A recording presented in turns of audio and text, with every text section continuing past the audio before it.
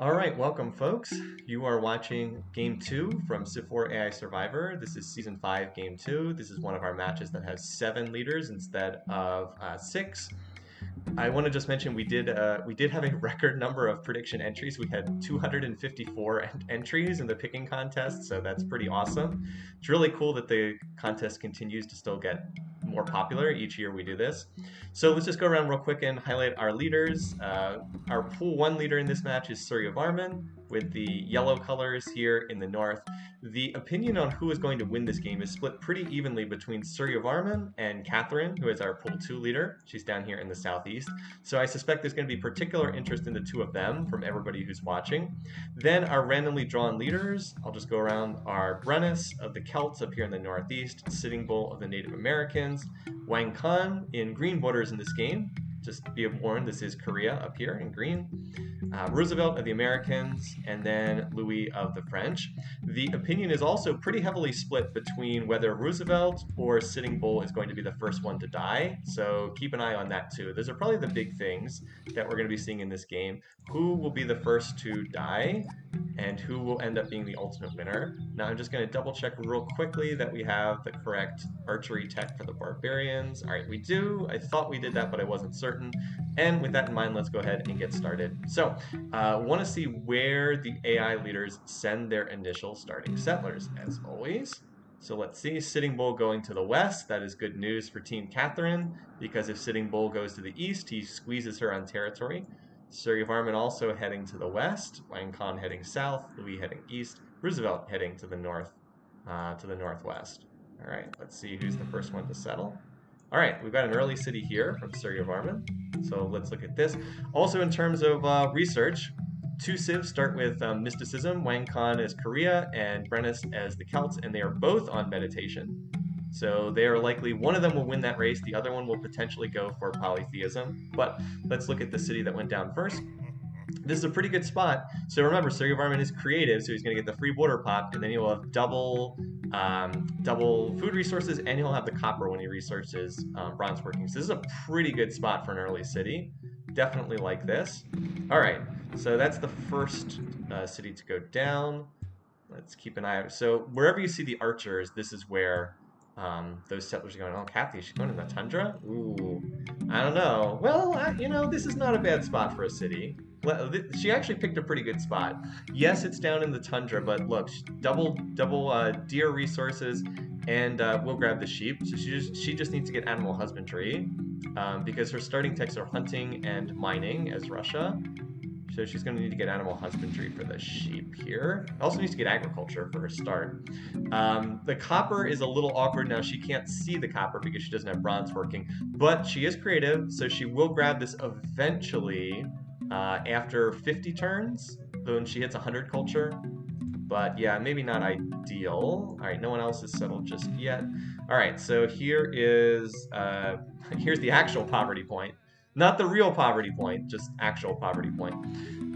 Sitting Bull's got, it's a nice spot, honestly. Double food resources and horses, although he can't see them yet because he doesn't have animal husbandry. But a very nice spot. Like, this is a good city. We'll see what he does with it, but it's a pretty good spot. Brennus, on the other hand, not as good. Needs to expand borders to do anything. I guess with the pigs, it's decent. No, the AI does not cheat with seeing resources. They don't cheat on any difficulty level. If they can't see it, it's invisible to them. Brennus right now, he does not start with fishing, so he can't hook up his resources there. He also doesn't start with agriculture, so the meditation research really hurts him out of the gate because he can't connect his corn and he can't connect his fishing resources. The Celts are hunting and mysticism, so going for meditation hurts him a lot. If he doesn't get this religion, which it looks like he's not going to get, he will have invested these early turns into stuff that really doesn't help him at all. Like that worker is just sitting in the capital doing nothing, so this is not a good start for Brennus.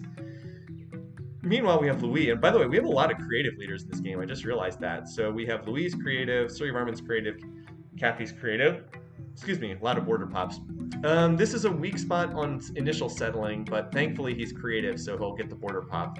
Again, needs animal husbandry here. so he can connect the fish. The good news for Louis is, as France, he starts with agriculture, so he can immediately connect.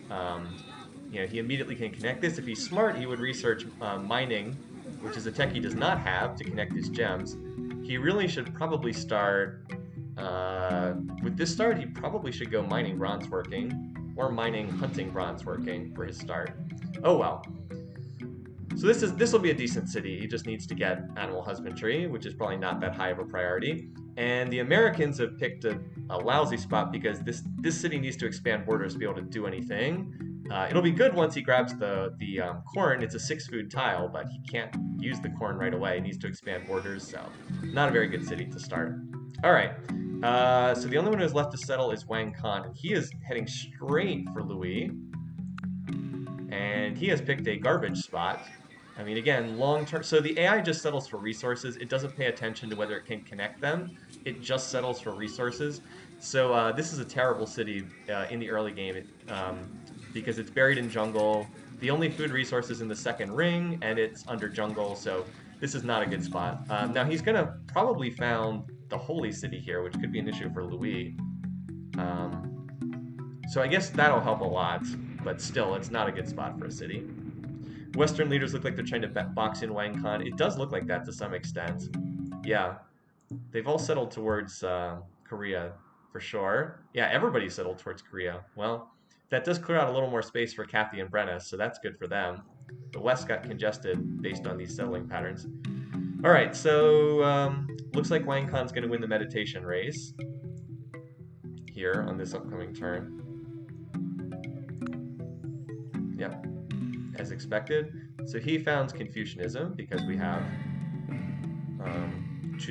choose religions on, and that's his preferred religion. So poor Brenna sinks those early turns into meditation, doesn't get the religion, and he still can't hook up any of his resources. It's a rough start for him. Like, not right this minute, but as the game goes on, because he's going to be so delayed in connecting his resources, he's just going to fall way behind the leaders who actually can connect their resources right away.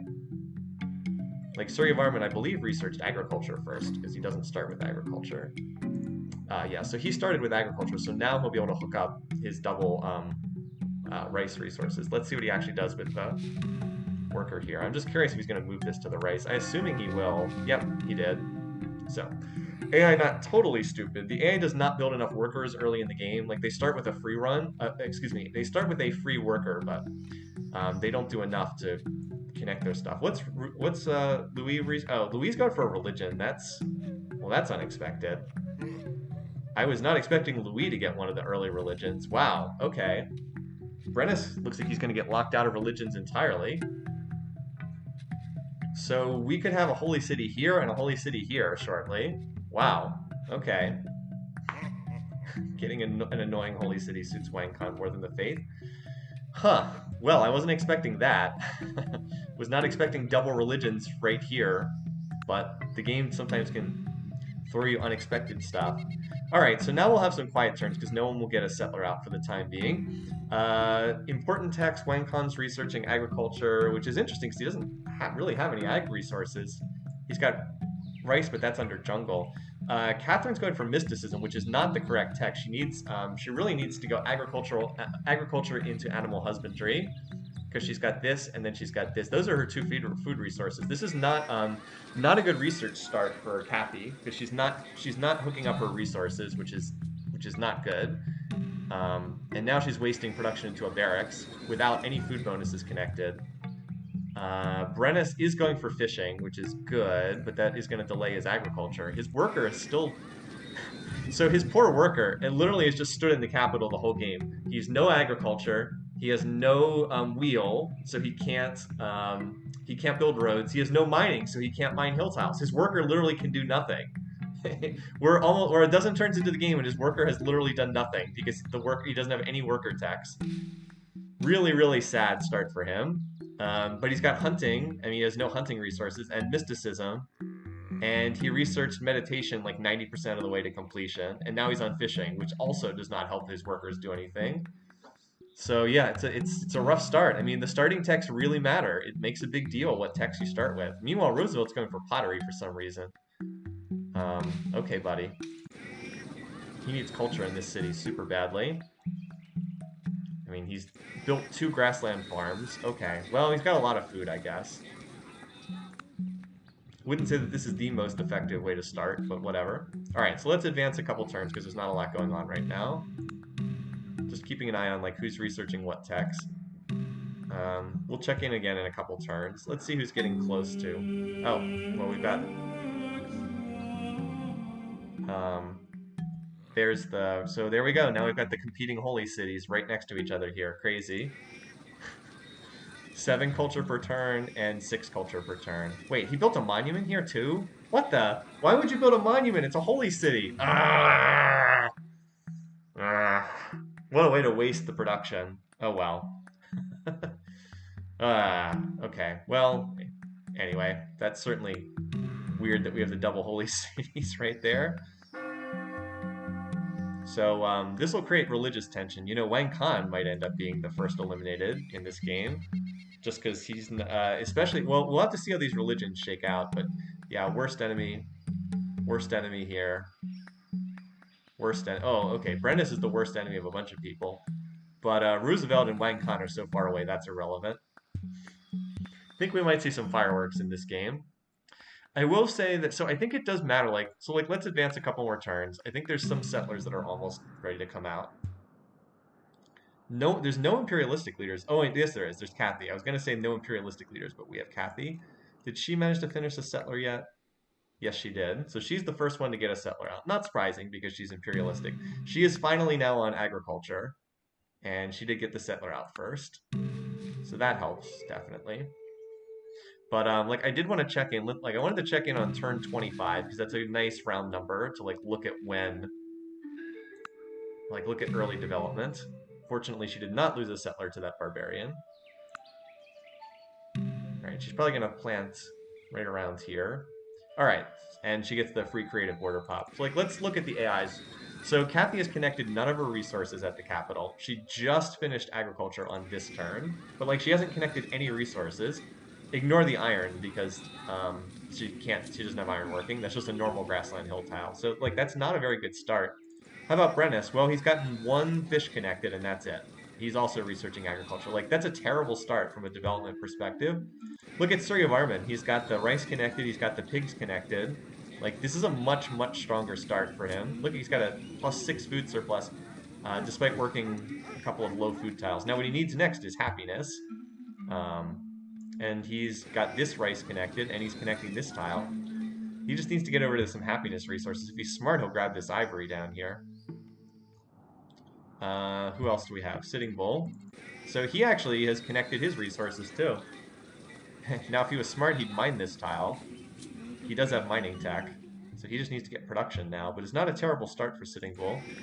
Roosevelt, again, has farmed everything, but that's it. That's not good. What is this start? Wang Khan not off to a good start there. And Louis is building a camp and a farm on this resource. He's also farmed over his gem style. Okay, buddy.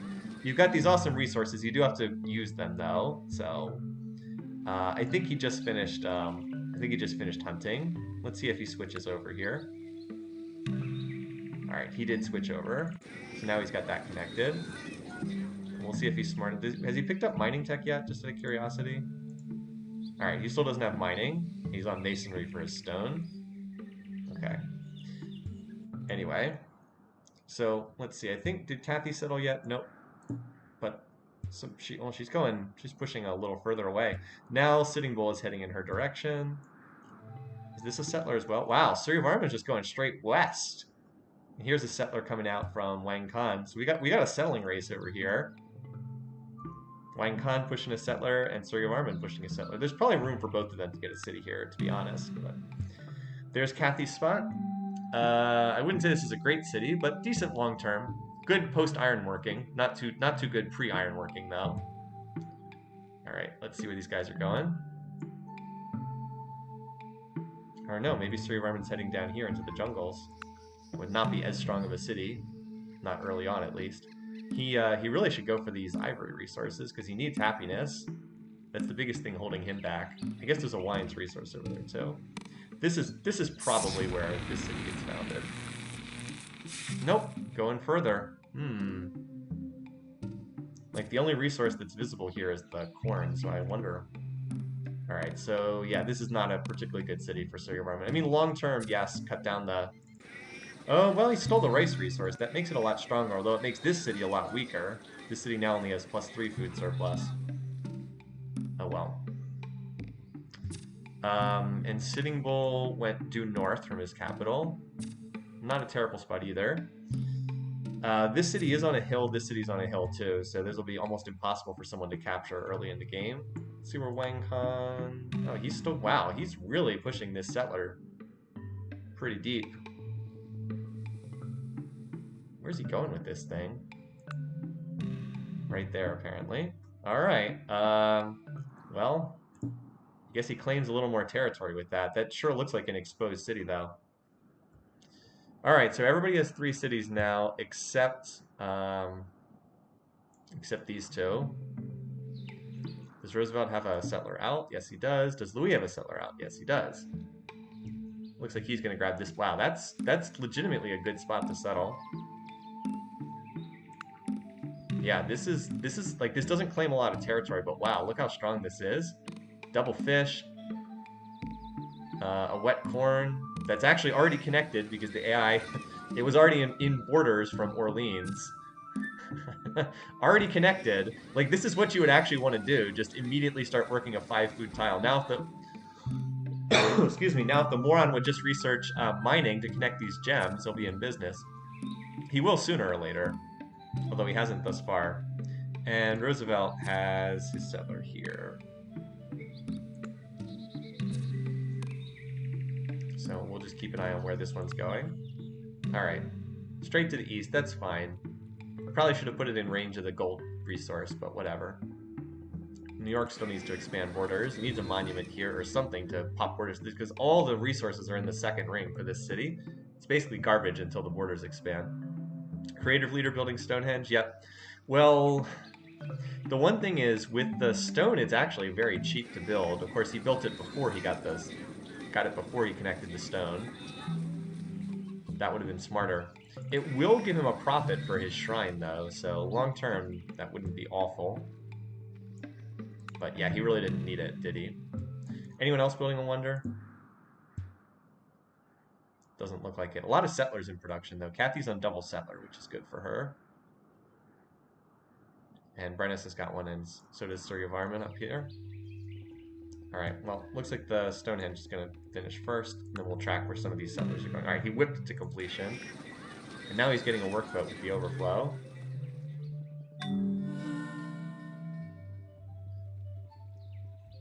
So, he definitely doesn't need that, but like I said, it will get him a great profit eventually for his shrine, so it's not totally wasted. I guess he just really wanted to dominate the border here.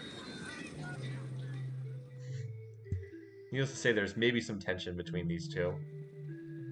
Alright, so let's see. Kathy's got 2 settlers in production. Surya Varman actually finished a settler, though, so let's see. Again, if he's smart, he'll settle the ivory.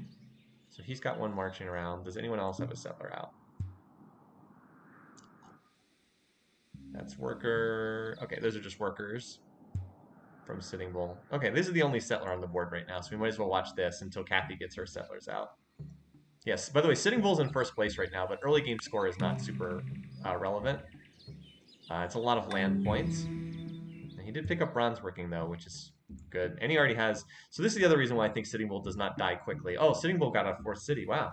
Is he the first to 4 cities? Over here at Chaco. And he's got the copper connected immediately. Like, I don't think Sitting Bull dies quickly in this game, because he has the copper connected super early. And like his cities, he's a hard leader to kill. So I suspect there will definitely be some conflict between him and Catherine. But yeah, I believe he's actually first to 4 cities. Brennis has a settler out on the map. Yes, he does. He just finished this one, so we'll keep an eye on that. Where's this guy going? Is he going to settle on the marble? Wouldn't be the no, he's gonna grab something around here because the AI likes to grab resources, and there's 1, 2, 3, 4. If he if he's on this tile or this tile, it'll be 4 resources. This would be better because it would clear the jungle. We'll see. Sitting Bull wouldn't need copper anyway. Oh, I guess you're right. I forgot they were resourceless. Yeah, Surrey Varmint needs to go east. I think he will in time. Yep. All right. So this is a good spot because it secures the ivory, and he's still got a lot of room to expand. Like there's a lot of empty space over here. Looks like it's oh wait, never mind. Where's Brennus set? Oh, Brennus already settled this spot. Why here? What a dumb spot to put a city down. There's no food. Just on the horses. Okay, buddy. Why not push in this direction? There's some good stuff over here. Like there's double food bonuses. Maybe this is the real poverty point. Prison colony. But, you know, they get to hang out with these horses, so maybe that was it. They just wanted to have the horses, these 80-foot tall horses on top of their houses or something. Anyway, you can see some silly stuff when you zoom way in. Yeah, I wouldn't say it's been very impressive from Brennus thus far. Like, I don't think Brennus gets eliminated because he's low piece weight, and there's a lot of other low piece weight leaders, but there's a reason why I wasn't backing Brennus, let's just put it that way. All right, so Kathy's got some settlers out. I believe she has double settlers on the map right now. She's got a settler here and a settler here. Let's see where they're headed. This one's going north, that's for sure. Looks like she wants a spot on the coast here. Nope, now she just turned around. Barbarians messing with her AI pathfinding, maybe? Well, we'll keep an eye on where they're going. Alright, now she turned around and headed north again. AI really is wasteful sometimes, isn't it? So Wang Khan, just while we're watching, he does not have another settler out right now. Nor does Louis. Nor does Roosevelt. With the Western civs, definitely look like they got squeezed over here. That said, Louis is finally connecting his mines. So let's go, or his gems. Let's go back to Kathy. What is she doing? She's just walking in circles with this. This settler here is just walking in circles. I don't know what she's doing with it. Not the best. Meanwhile, Surrey's got another settler out over here. Looks like he's going to grab some of this northern territory, which actually has some decent resources. He just should be settling disputed parts of the map first, not easy, uncontested land in the back lines. All right. So I suspect this is where she's eventually going to end up. Kathy's trying out the nomadic lifestyle, so she's still got... No, she has double settlers. She has one here and one here. Something with the pathfinding was getting screwed up there. Also, she's building the Great Wall now, so that's a thing. Alright, well, one settler went here, but now this one's going to have to turn around and walk in the opposite direction. So, okay. Yeah, I wouldn't say this has been a great land grab from Kathy. Not a great opening. One thing that's really nice about Surrey Varmint is he still has tons of room to expand out here. He just needs to get more happiness in his territory. So Louis just finished a settler. And Roosevelt just finished one as well. And I think Wang Khan also... No, Wang Khan did not. What is he building then? Oh, he's building one here in Wonsan. Okay. Well, Brennus, I mean, you could just kind of see he was going to be in trouble because he was going to spend those early turns researching religious stuff, and then that was going to get him off to a slow start. Like, I kind of saw that coming, honestly, which is why I wasn't much of a fan of his setup in this game. All right. So right now the settlers are over here, I think, anyway. Where's the... Oh, here we are. It's actually going north. I thought it would go south. Maybe he wants to grab this resource? I don't know. Oh, we're actually 50 turns into the game right now. Alright, so Kathy's ahead in score, but I think that's mostly land points. I'm not sure she's actually in a great position, to be honest. Surrey Varmint did grab this spot, which is a good city, especially once the borders pop and you can connect the crabs. Yeah, Surrey's looking pretty good. He's going to get a lot of land out of this game, because like he's got room for another city here. He will almost certainly... Oh, Barb City here. That'll be interesting. That actually does hurt Surrey Varmint a little bit, but I think he'll get at least one more city somewhere over here. Like there's room for a city using this pig's resource, if nothing else. So he should end up with a fair bit of land. All right, let's zoom out. Get our overview shot on turn 50, like I normally do. Globe's a little large. There we go. Bar graphs are probably not too impactful thus far, but we'll see. All right, GNP. Louis is ahead, but most of that's culture, so don't pay too much attention to that. It's mostly Holy City plus Stonehenge. Production. Interesting that Sitting Bull is leading in production right now. Food, mostly pretty close, although Roosevelt is lagging a bit. Power. Okay, so Sitting Bull is far and away the leader in power. He just started building those dog soldiers early on, apparently. And culture, Louis is tops in culture.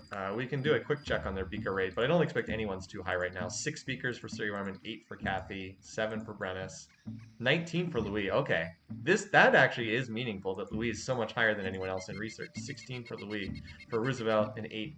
So most of them are a little, like roughly around 10, but then Louis is higher because he has lower maintenance costs and because he's got the double gems. But he needs to actually settle more cities. He's actually struggling with these archers right now because he doesn't have any metal resources. He's got he actually hasn't connected. He actually hasn't finished bronze working, so he doesn't have slavery yet. That's his problem. Yeah, he's struggling with these barb archers. Where's his settler? He didn't actually have that settler get killed, did he? No, it's here. Oh, but there's actually 2 barb archers and a barb warrior that could attack this. Let's see if this gets killed.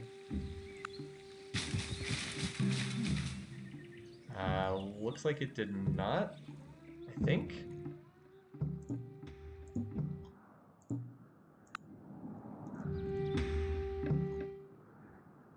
Did he lose his settler? Because I don't see it. Did he moronically move it out by itself when it was unprotected? Because I don't see it anywhere. Oh, no, never mind. It's under this worker. Here it is. There it is.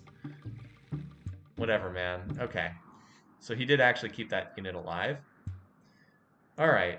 Meanwhile, we've got another settler here. I suspect this is going to settle in this big cluster of resources. Yep, Mesa Verde. So Sitting Bull does have a fair number of resources. He's got 5 cities now, and although his expansion prospects are diminishing, not too bad. Roosevelt grabbed this spot. Wang Khan is still building Great Wall. Looks like he's going to get it. Close-up of Dog Soldier, okay. There was one by itself over here. Not that interesting of a unit, but sure. Spinning around so we can see it from the front. Where is it? Oh, there it is. They actually look kind of like they're blindfolded. I know it's just a headband and their eyes are underneath, but they almost look like they're blindfolded. Anyway. Hopefully that doesn't make anyone too sick. Yeah, Kathy actually being out-expanded by Sitting Bull. Well, they both have 5 cities. She planted this city here relatively recently. I wouldn't say this is a great spot. As a Tundra Deer, and that's it. And Russia, don't look now. Russia's kind of running out of room for expansion. Like I said, it's not a great situation for Russia. A lot of people going for the Great Wall. And Wang Khan is still only on 3 cities. That's not a good sign for him. Of course, Louis is also still on 3 cities, and that's not a good sign for him either. Where's he? Alright, here's his settler right here.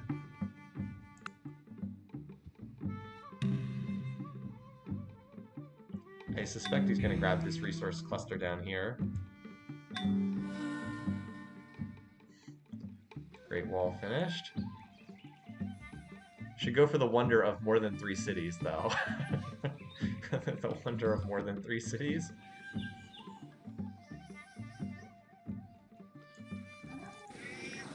Anyways, so Sir Varman now looking to connect the ivory there.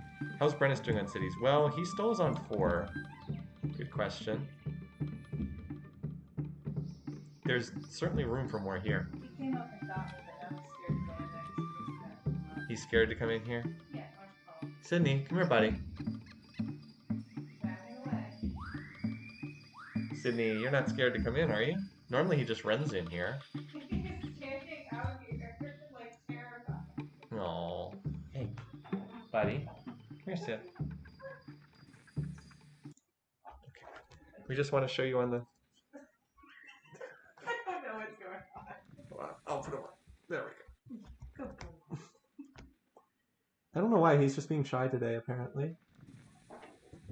Alright, he just went upstairs. Okay. He doesn't want to be on stream today, apparently. He did physically come and get me and lead me to the door. I don't know. Normally he like runs down here and he's super excited, but okay. That works. Well, Sydney's the real dog soldier. Yes, he is. Alright, so let's look at what resources are actually connected. So like right now, Louis has stone, but he has no strategic resources. He has double happiness. Like Wang Khan has the ivory and stone, also no strategic resources. He does have iron. He will have iron eventually, just like Louis researching iron working. Wang Khan still doesn't have bronze working. So 5 cities from America. These 2 are pretty weak in the tundra. Or I need to look at his capital. Oh, so this is bad. America has one resource connected 56 turns into the game. That's not a good sign. You're kind of in trouble if that's the case. I mean, like, look, this is significantly more resources, both copper and horses, and the silver. Oh, apparently he settled on silver down here at Snaketown. Great name, Snaketown. Suryavarman actually also doesn't have a lot of resources connected, although he is about to connect Ivory next turn. But yeah, also a little struggling there. Brennus, no happiness resources connected, and Kathy... Wait, what? What's going on here? She must be an anarchy or something.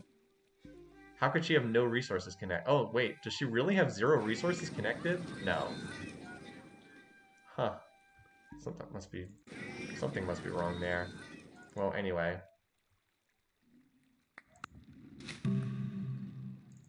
No, her capital legitimately has nothing connected. Oh, because it's not on the river. That's it. She needs to build a road. The cities are not on river. Okay. Well, anyway. Kathy has no roads. Yep, you guys called it. Alright. So, map is filling up right now. I'm trying to look to see if there's any... Wang Khan finally gets bronze working. I'm trying to look to see if there's any more spots. Okay, Louis finally did get his 4th city. No food whatsoever. That said, it does connect... well, as soon as he gets sailing, it'll connect gold, so he'll have an extra resource there. He certainly can afford more cities. Is that a settler in his capital? Alright, he does have another settler in his capital. Wang Khan still on 3 cities. Does he finally have a settler out yet? Nope. Nope, that's a Confucian missionary, not a settler. Okay. Alright, buddy, you just sit there on 3 cities. I'm sure that'll work out well in the long run. And Brennus now is the only one who has... I'm sure one of these is a settler. Alright, he has 1 settler, so we'll watch this settler right now as it heads out.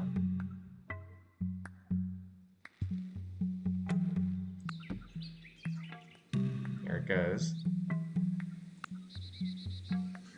One tile at a time. Slowly moving out here. Alright, he settled on the copper, or on the marble. That's alright, it's not terrible as far as cities go. Suryavarman's now on the pyramids. I think he squeezed out this city. Now there's no defenders in here, so he might want to fix that. I wouldn't say this is a very good city, but at this point, just claiming more territory is generally good for the AIs overall. That gets him to 6. Again, if he's smart, he'll squeeze another... Oh, wait. Is this a settler? No, it's just a random archer. If he's smart, he'll put another city here by the pigs, because just any city with the pigs is worth having. And there's also probably room for another one up here. No resources, though. So, how many cities does everybody have? Let's just do a quick count. Wang Khan has 3. Louis has 4. Roosevelt has 5. 6 for Sitting Bull. 5 for Kathy. And wow, Kathy has been out-expanded by Sitting Bull, you guys. 5 for Brennus, and 1, 2, 3, 4, 5, 6, 7 for Suryavarman. Plus, Suryavarman still has room to keep expanding, so good for him. Although, I believe Suryavarman's tech rate is garbage because he's expanded. Yeah, he's at 10%, so he really needs to get some cottages down. because he's destroyed his economy with these cities. That said, though, it's still worthwhile to claim the land because you can fix your economy later. Ooh, he doesn't have bronze working? Okay, that might be an issue. He better hope he doesn't get attacked too without bronze working. He can't build anything but archers and warriors right now. He would probably be benefit from getting fail gold from the pyramids. But he doesn't have a lot of score points, so there is that. Louis, not surprisingly, is building the pyramids. He's picked a terrible city to build it in, though. Like, why would you build the pyramids here? There's literally no production here at all. 7 base production. Well, maybe if he can cut that jungle down, that city will be worth having. Should have built that at his capital. He sure loves building wonders, though. This guy, now already on Temple of Artemis too, and he's more than halfway to that great prophet. Does have a lot of happiness though in his cities, thanks to the 3 happiness resources. We should probably look at the Diplo screen to see how everybody feels about everyone. All right. So Wang Khan is worst enemy of Surrey and Louis. That actually bodes well for Roosevelt not being the worst enemy of them. I do wonder if Confucianism might spread to these guys, which would improve relations. We'll see. Haven't seen the religious spreads there. Sitting Bull, worst enemy of Brennus. Louis, worst enemy of Wang Khan. Brennus, worst enemy of Sitting Bull. Alright. Kathy actually kind of likes everybody thus far. She's cautious with Sitting Bull, interestingly enough. Alright, and Louis gets a spot that he should have founded much sooner. Alright, converts to Confucianism.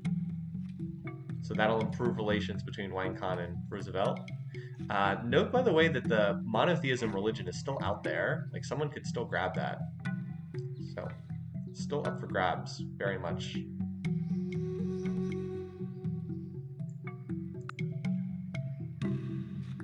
Kathy and Sir Varmint both don't have bronze working. That's kind of sad. Alright, so we did finally see two settlers from Wang Khan. Neither one expanded territory, both just grabbed, kind of filled in holes in his culture. So that does get him to 5, though. 5 cities. And we've got this race for pyramids going on between Suryavarman and Louis. As I said, it might actually be better for Suryavarman to lose this race and get the fail gold, honestly. His economy is still pretty terrible. Needs to get some cottages up and running. We'll see if he actually does that or not. Does Sitting Bull not have mysticism? He probably doesn't if he's got all those cities with unexpanded borders. No, he does not. Anytime there's an AI that has all unexpanded borders, it's usually a sign that they don't have. That they have not actually researched mysticism. So I don't see anyone who looks like they're going for a military buildup in an early war. Well, I guess we're already on turn 70, so a war wouldn't be that early at this point. Brennus also founded this city here, so he got to 6 cities. Seems to be pushing up against the limits of what his economy can afford. And now he's going in for pyramids too, because why not? It's a big pyramids party.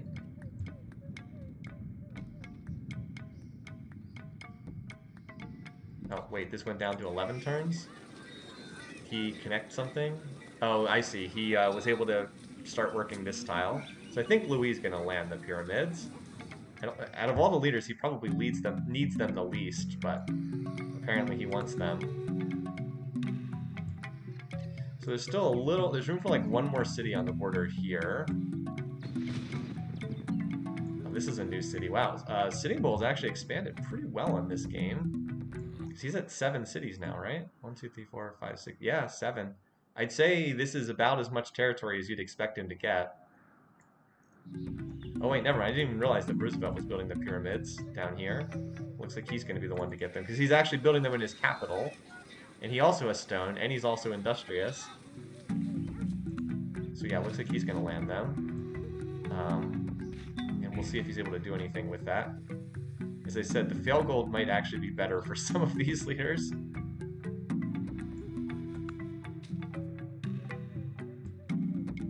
So that's a new city, crammed right on the border. If he doesn't get some culture in here quickly, then it might be under actual pressure to flip to this city. Because this city's already at 4 culture per turn and is going to grab some of these tiles in the near future. Roosevelt's favorite civic, I actually don't know. It is mercantilism one. Kind of a weird choice for him, but that's his favorite civic.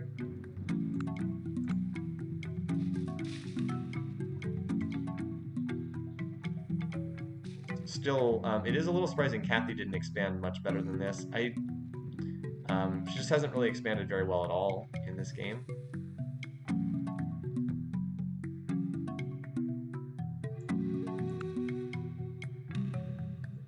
So Surrey Marmon and Sitting Bull are actually a little clear of the field right now in terms of what they pick. Wow, everybody is building the pyramids. Is there literally anyone not building the pyramids right now? So 1, 2, 3, 4, 5, 6. I guess Sitting Bull is not building the pyramids. He's the only one not to build them. But Roosevelt wins that race. So we'll see if he's able to do anything with them. This Barb City is still hanging out here. See if anyone sends something stronger than archers to go deal with it. Representation. Ooh, that could be good for him. That's definitely the best choice he could have flipped into. The extra happiness and the bonus on specialists. Because the AI loves its specialists. I mean, he doesn't have libraries to work the specialists yet, but... And now everybody seems to be on sailing for some reason.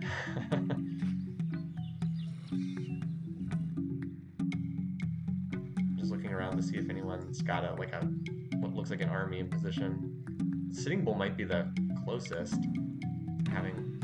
Oh, and there it is. First war declaration. Going after Kathy. Alright, well. Sitting Bull, the one who builds armies and doesn't use them, is actually using his army in this game. Man, can you imagine if Sitting Bull actually would conquer Catherine? That would be a little unexpected. This is most likely they're not going to go anywhere because look, Kathy's got a city on a hill that's about to finish walls. So this is likely just going to destroy both of their games. I'm sorry for those of you who have picked Catherine, but the most likely outcome from this is just both of their games are destroyed. Now, that's not to say that's guaranteed, though. We could definitely see Kathy pull in other people into a war against Sitting Bull. That absolutely could happen. That didn't take long. Asked on the very first turn. Anyway. And Surya Varman also picked up this spot over here. Oh, who founded Judaism? Where did that just pop up? I missed who was researching that. Oh, it's just a minority religion for Wang Khan. Okay, that's not too significant. So he crammed another city into his back lines, and it popped up there. All right, that is unlikely to be too significant. We'll see. I mean, it could spread to someone else. Does Kathy have metals? Good question. She has iron. Oh wait, no, she doesn't have iron working yet. Right now, no. Right now, she does not. She has horses, but she does not have metals connected. So she will have them. She needs to get to ironworking though. So until she gets to ironworking, no. And that could be an issue. That said, this initial attack, there's a bunch of archers in a city on a hill that's completing walls. So that's this army is just going to get completely owned. There's Louis getting the Great Prophet, so he'll use that for his shrine. Pop up in here. We'll see how many cities have the religion spread. Oh yeah, I should reveal the map. Thank you. So that we get any city captured notifications. Thank you for that reminder. But in the larger picture of this war, it is 1, 2, 3, 4, 5, 6, 7 cities for Sitting Bull and 1, 2, 3, 4, 5, 6 for Kathy.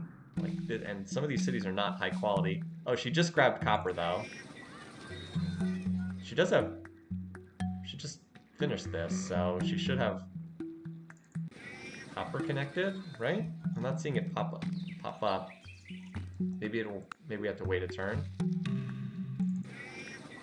Oh, well, never mind. I was just looking in the wrong place. Yeah, she had it connected. Also, that attack, as you'd expect, got completely shredded. No surprise. Attacking archers in a city on a hill behind walls is not going to work. Not with dog soldiers, which only have 4 strength. So yeah, that was a total waste. As I said, I strongly suspect that Sitting Bull is killing his own game here, and also probably killing Catherine's game too, unless she can rally and counterattack. She needs allies, otherwise this is just going to be a pointless slaughter on both sides. So what does the revealing the map do? So see how it says Great General born in Moscow? By revealing the map, we get the notifications on the exact city where these things happen. So that's the biggest reason. We also will get city captures and stuff like that. So did he build the shrine? No. So we haven't seen the shrine pop up yet here from Louis. Where did he move his great prophet? Oh, here it is. Oh, I guess it didn't have enough movement. I see. It didn't have enough movement to make it there last turn. 1, 2. Yeah. All right. He didn't have enough movement, so he'll should get the shrine this turn. Or no, actually, he didn't. Huh. He didn't use it for a light bulb, did he? Why would he not use his great prophet that just popped up?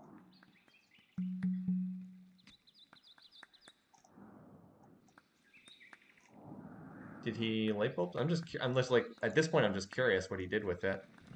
He didn't use it to light bulb no. Well, maybe he's planning on using it to light bulb theology and found a religion. That would seem to be weird because he already has a religion, but I guess we'll see. Just trying to find the thing now. He didn't use it as a super specialist, did he? That's from Temple of Artemis. Oh, what? He used it as a super specialist. What the heck?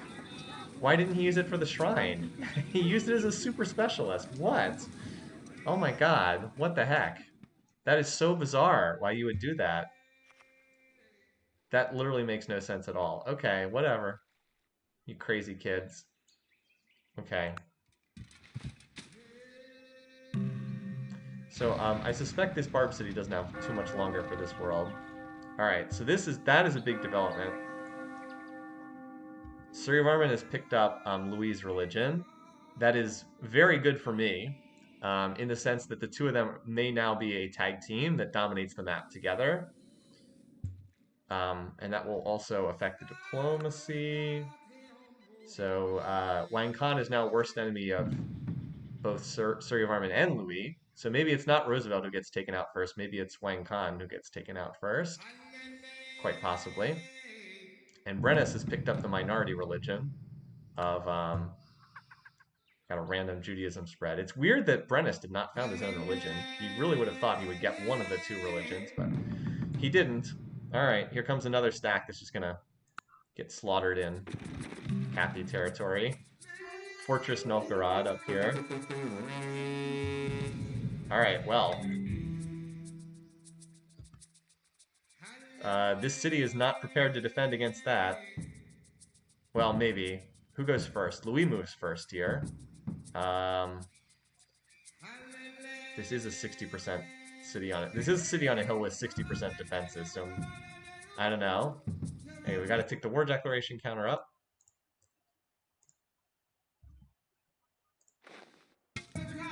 Wouldn't say this is great for Wang Khan, though, who's trying to get to monarchy tech. It's 5 cities for Louis against 6 cities for Wang Khan. Wang Khan will be okay if it's just him against Louis. If Suryavarman piles in, though, Wang Khan's dead. Oh, no, he did conquer the city, but then it was conquered back. He did take the city, and then it was conquered back. Up. That's... So this is an alliance pulling him in because Suryavarman does not have soldiers ready to join the war. But the 2 of them working together is really bad news. So the city lost some of its buildings. Was actually captured, but then just captured back again. Now the chariots, it is defended 100% by chariots. Chariots do not get defensive bonuses, so these swords are going to kill some of these chariots. The warriors do get defensive bonuses, though. Not looking good for Wang Khan in this game, I will say. Maybe Roosevelt's not first to die. Maybe it's Wang Khan.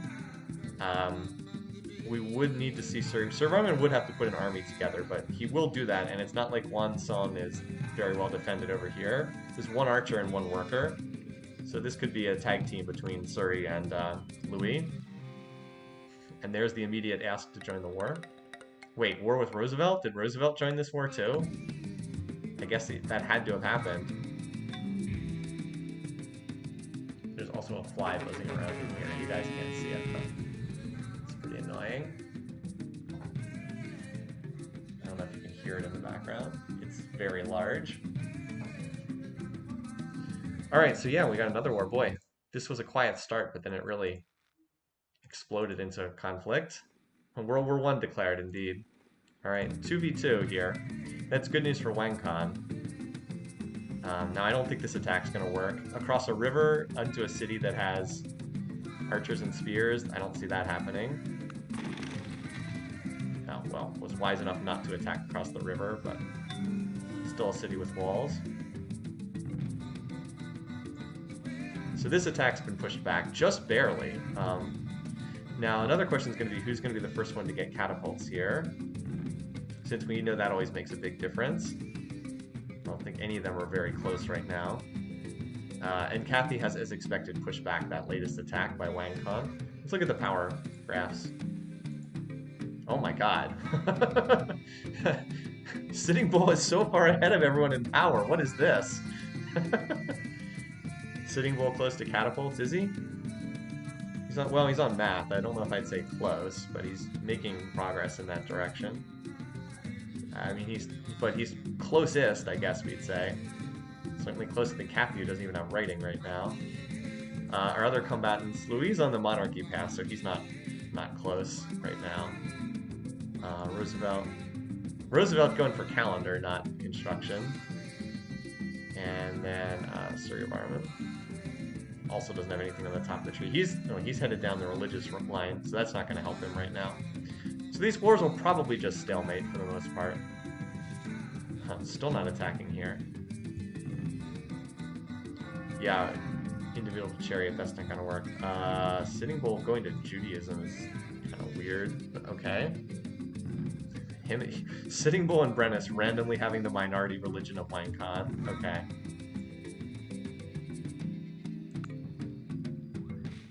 So yeah, that attack did not work. At least this initial attack did very little. Forgotten in all this is the Barb City. Because I think Surya Barman was getting ready to capture that, and then he got distracted by this conflict. So everyone's in a war right now except Brennus. Now Brennus could potentially enter the war against Sitting Bull. I don't know if that would be enough to tip the scales or not, but it could happen. You would think he'd join a war at some point. He's pretty aggressive as far as leaders go. Thus far, Kathy's just been destroying the Sitting Bull stacks that came in her territory. Certainly would be nice for Surya Barman to pick up this Barb City.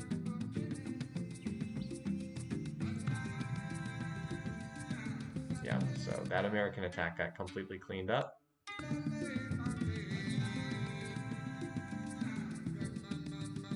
These two holy cities are both on hills, so they are both very difficult spots to crack.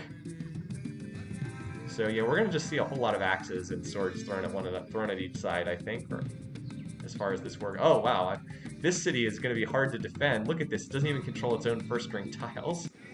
That's right, because this city popped its borders, and this city is just fledgling culture. Once it pops its borders, it will get this tile back, but for right now, it's literally just an archer standing there. This is where Louis should be attacking. Not the holy city with 60% culture defense. Looks like another attack just failed there recently. So this is Surya Barman's power has been spiking. Actually, everybody who's at war has been going up, except Sitting Bull, because he keeps losing his armies. Brennus is actually last in power. Brennus is just pretty weak overall right now. If I'm focusing more on the wars in the West, they just seem to be like more interesting right now than the stalemate between Kathy and Sitting Bull.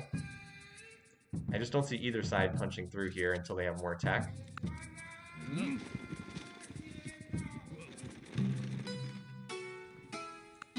So we get asked to join every single war under the sun. A lot of great generals being born on each side here. So here comes Surrey of Armin. Yeah, I mean, this city, there's no chance this city would fall. Another city with walls on a hill. Looks like it got attacked by Roosevelt and cleaned up. Great generals born on every side. Sitting Bull, though, with construction research, though. So pushing in that direction. And the barbarians are still just like, do, just ignore us. Don't mind us, just sitting here. You guys just keep fighting your wars and ignoring us.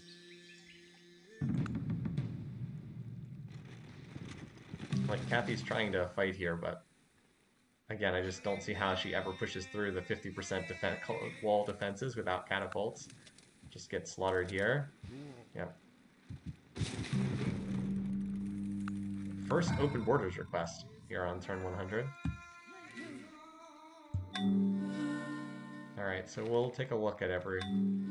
Louis got a fair-sized stack here, but again, there's just no way to get through these defenses. Oh, Louis finished Oracle. Well, it's obvious what he grabbed, because he's on Forges, so metal casting will be nice.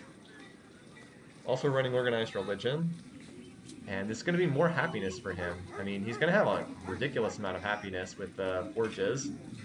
His problem is he just doesn't have enough cities. That's the whole issue.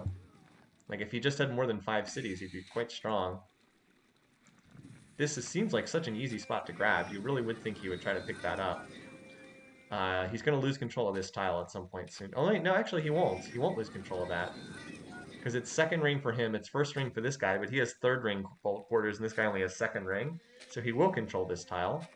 I would think he'd be able to grab this city, because it's not well defended, and it's literally, like, in his territory. But anyway, let's look at the bar graphs, because it's turn 100. Just get a sense of what's going on in the wider sense of the game, aside from these wars. GMP, Roosevelt's GMP has gone up recently, from low, very low to decent. Again, a lot of this is culture, so it's not clear that the research is actually better. Production, Surrey of Armin and Sitting Bull are tops there. Food, Surrey of Armin and Sitting Bull are tops again. Kathy's actually last in food. Brennis, last in production. Power, Surrey of Armin's been spiking recently. Brennis is last there. Culture, Louis is very high. And just a quick look. So research, Surrey's at 30 beakers, Kathy 22. Brennis 14. Ugh, that's not good. 48 for Louis. 61 Roosevelt. Looks like he's the tech leader right now. Yeah, Roosevelt's the tech leader at 60 beakers per turn. Followed by Louis at 48. So they seem to be doing the best in research. Surrey of Armin is way out in front on score, though. He just has a lot more territory than anyone else. At some point, you would think that that would make a difference, having that big of a score lead. If one of these wars stops and it turns into a 2v1 situation, it's going to be a gigantic edge for whoever that is. I would expect one of the peaceful leaders to one of the high peace weight leaders, Wang Khan or Roosevelt, to peace out. Sitting Bull needs more culture. Please check. Did I not check Sitting Bull? Did I miss him? 37 beakers. I'm sorry if I missed him. It was not intended. If I had skipped past him. This random Louis swordsman here. What's this guy doing here?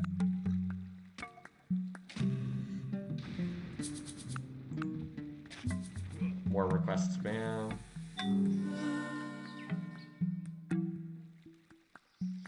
Yeah, so this is kind of like, yeah, this city is not falling anytime soon. With catapults, it might fall, but not right now. It'll be interesting to see who's first to construction, because almost all these civs here in the West have, there's a great general running around, thematically appropriate Charles Martel for France. But like most of these leaders have ivory, so not only would construction give them catapults, it would give them elephants too, so it would be a really big, it would be a pretty decisive break in some of these wars if they can get there, or who can get there.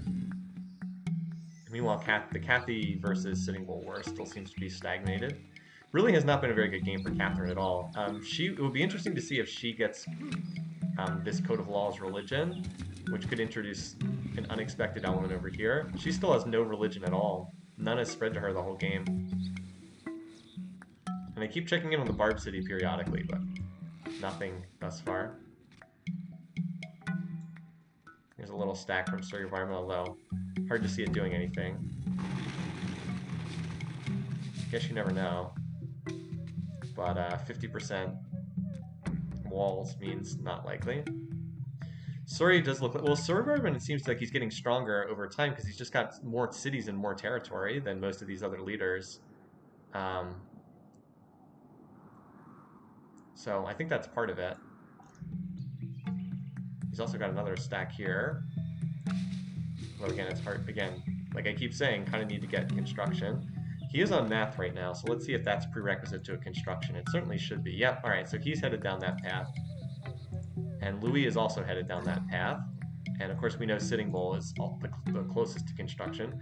How about Wang Khan? What's he? Oh, also a useful wonder for Louis, although he is obsessed with wonder building. No surprise after he used the Oracle to slingshot. He's actually got good odds to get another profit here. I wanted to see if Wang Khan was trying to research towards construction as well. He is also headed that way. All right, so all of the combatants are headed towards there, except Roosevelt, because he's like too peaceful for his own good. Not surprisingly, that attack failed, just as this one's going to fail. If it actually happens. So now here comes the counter invasion, which will probably see the same thing happen. Alright, so Kathy has picked up the Confucianism of Wang Khan. Huh, okay. Oh, and there's a force over here. I didn't even see this force. But Wang Khan looks like he's pretty well bunkered down with units right now. Now they've all... So everybody's picking up writing. So yeah, smart not to charge into that, honestly. This will not be able to take over that spot. Oh, hello. Didn't see that happening. Apparently, Kathy just got overwhelmed. I didn't even see that. Just too many. I thought for sure that this city would not fall. Didn't see that happening. Well, I'm not sure Kathy's got a lot left here, honestly. She does have all the resources, but she just doesn't have a lot of cities. She only has 5 cities here. Sitting Bull. I mean, he's very unhappy. Look at how unhappy all of his cities are. But 1, 2, 3, 4, 5, 6, 7, plus picked up an 8th city compared to 5. Kathy's going to need someone else to... really needs Brennus to join this war. Standing Bull evolved into Walking Bull. Yeah, Sitting Bull picked up that's probably the difference. Although I don't see catapults in this particular force. He just finished construction. So you can see the catapults in production in some of these spots.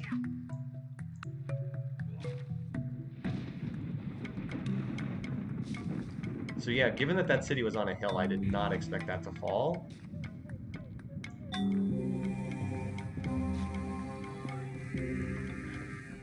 So it looks like Louis used his great profit to found a second religion. I believe that this is the theology religion here. Yeah, so he used 1 great profit for a super specialist, then he used a great profit for a light bulb. Really bizarre decisions, given that he had a holy city. Don't quite understand that, but okay.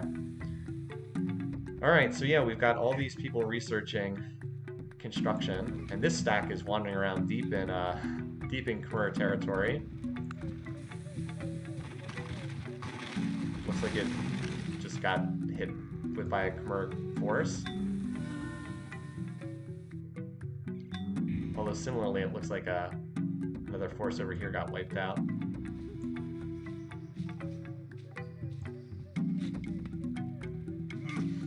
A lot of clashes going on over here. How about in this war? Alright, so here comes the next Sitting Bull stack. If he actually brings up catapults, though, her goose is probably cooked. Here comes more Russian soldiers.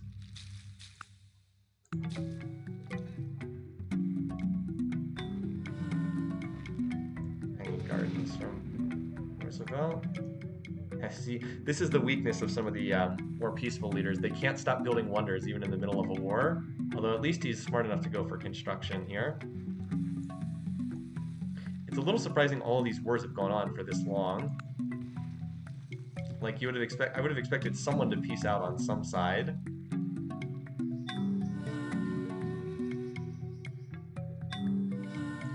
So I don't know exactly what happened over here. All I know is that, wow, a lot of great generals. There was a Russian stack over here, and now there's not a Russian stack over here. Yeah, Russia's last in power. Sitting Bull is in second. Surivarman's in first.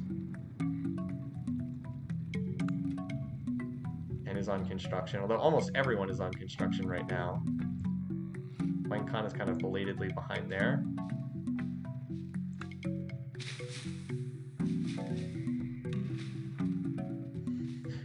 Confucian missionaries running around. So Kathy founded the, that's the Code of Laws religion. I wonder if she'll switch to it. That would only serve to isolate her further. Also, Brennus, is he going to do anything in this game? He hasn't even taken the Barb City while all this has been going on. Whatever, man. Not a great Brennus game. Alright, Roosevelt now has picked up construction. So we'll see if he starts getting out some catapults.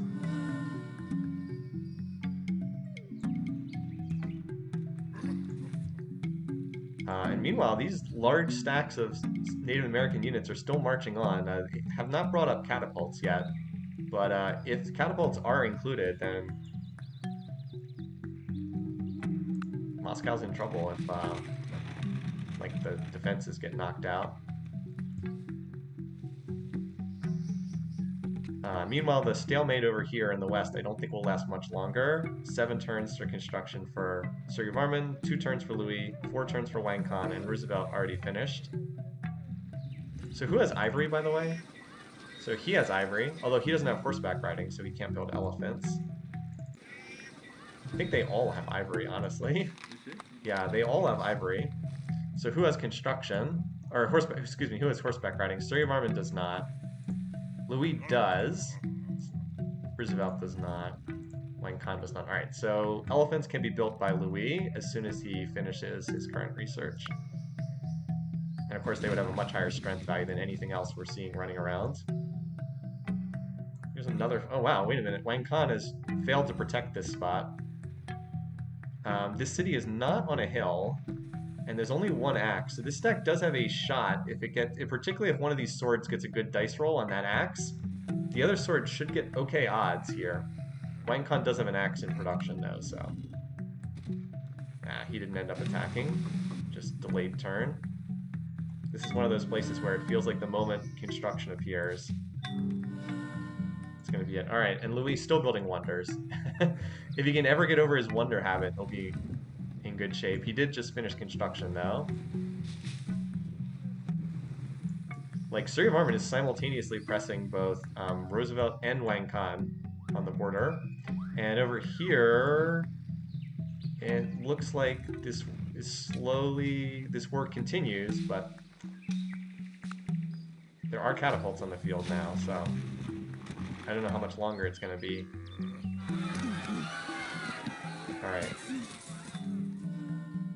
So, Brennus did finally take that Barb City. That said, it might just get swallowed up by Khmer culture because he took so long. Like, he might just hand the city over if it gets swallowed up by Khmer culture. We'll see. Gonna be sad when Suri wipes out Sitting Bull. Well, I don't know. I mean, you know, the thing is, for all that Sitting Bull's armies are looking good, he's still not really in good shape on the scoreboard, let's be honest. I think it's in part because his cities are so dang unhappy. And they shouldn't be this unhappy. He has double happiness resources. I don't know. He's got some war weariness. Maybe that's part of it. I feel like this city is toast in the near future. It's just a very exposed spot. So do we see any catapults from Louis yet? It looks like he lost a stack recently and he's rebuilding it right now. Or something like that. There's actually another stack over here. Surivarman just seems to have units everywhere right now. Like, literally everywhere. He's 1 turn away from construction. Just needs to get catapults out and start taking down the defenses of these cities. As I said, I does feel to me like that's a matter of time until we see that. Alright, how about over here? This war is still stalemated. There's one catapult in this stack. There's one catapult in this stack. Let's see where they're headed. Oh, using the defensive bonus. Nice. So, Sitting Bull has gotten a catapult next to Catherine's capital, and sitting on a forest tile for the defensive bonus. This, if the defenses go down, that's probably it for Moscow, and then that's a death sentence for Kathy, obviously, at that point. She needs to get a peace treaty here. So the walls are starting to come down. There's a couple catapults in production. And Louis has a couple catapults in production too. I guess Roosevelt has a catapult-based stack here, but it just seems like most of the war is Khmer units in enemy territory, not the other way around.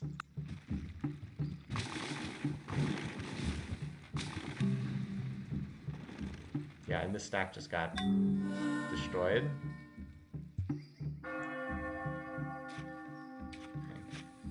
Looks like Suryavarman just attacked without catapults and lost a fair bit of power. Not the smartest. But that's probably the last attack he'll do. Hopefully for his sake, under those conditions. And Kathy just switched into a religion that no one else follows. So there's only 2 catapults in this stack, so this is not exactly a fast-moving attack here. Kathy just tried to take this city back, but her attack was repelled. I think she just doesn't have enough production with her limited number of cities. It's like these defenses are slowly getting chipped down. 8% per turn. We'll see what happens when they actually come down. This stack still does not have any catapults in it. How about Louis? Alright, he's actually got catapults here. Now, I don't know if he has enough units to actually take this city, but he is in a position to start lowering the defenses.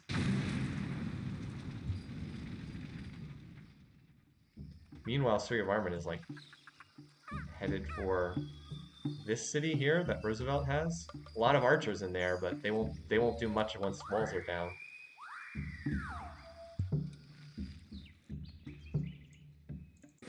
And then this city, this city's about to swallow up Aryan with its culture.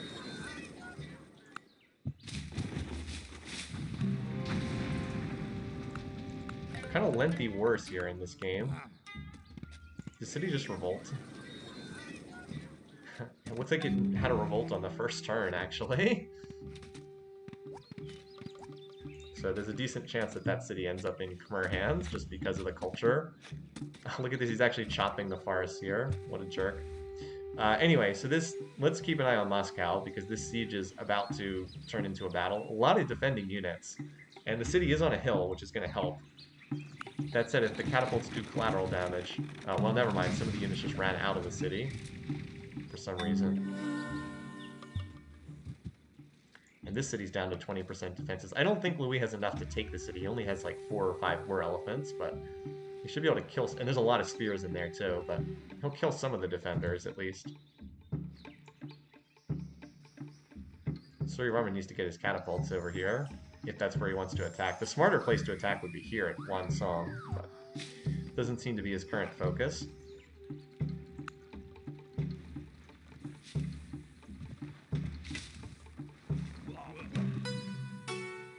Sure, we'll sign up for borders. Alright, so... Ooh, okay. Looks like this attack was repelled. Look, check that out. A lot of injured units, but looks like the attack was stopped, so it does not look like Kathy's going to get knocked out of the game right here. That's a pretty big turning point. Only Chinese cities never revolt. Sitting Bull fail, yeah.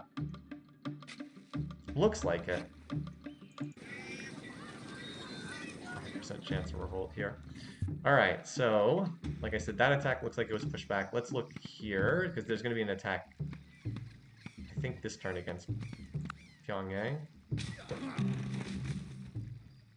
Alright, killed some of the defenders. Obviously didn't kill all of them. Look at some of those defensive archers. So many promotions. Also, Luis building Statue of Zeus and Shwedagon Paya. He just cannot stop himself from building wonders, even in the middle of these wars. Alright, now this stack does have a catapult in it. And a lot of swords. A lot of swords.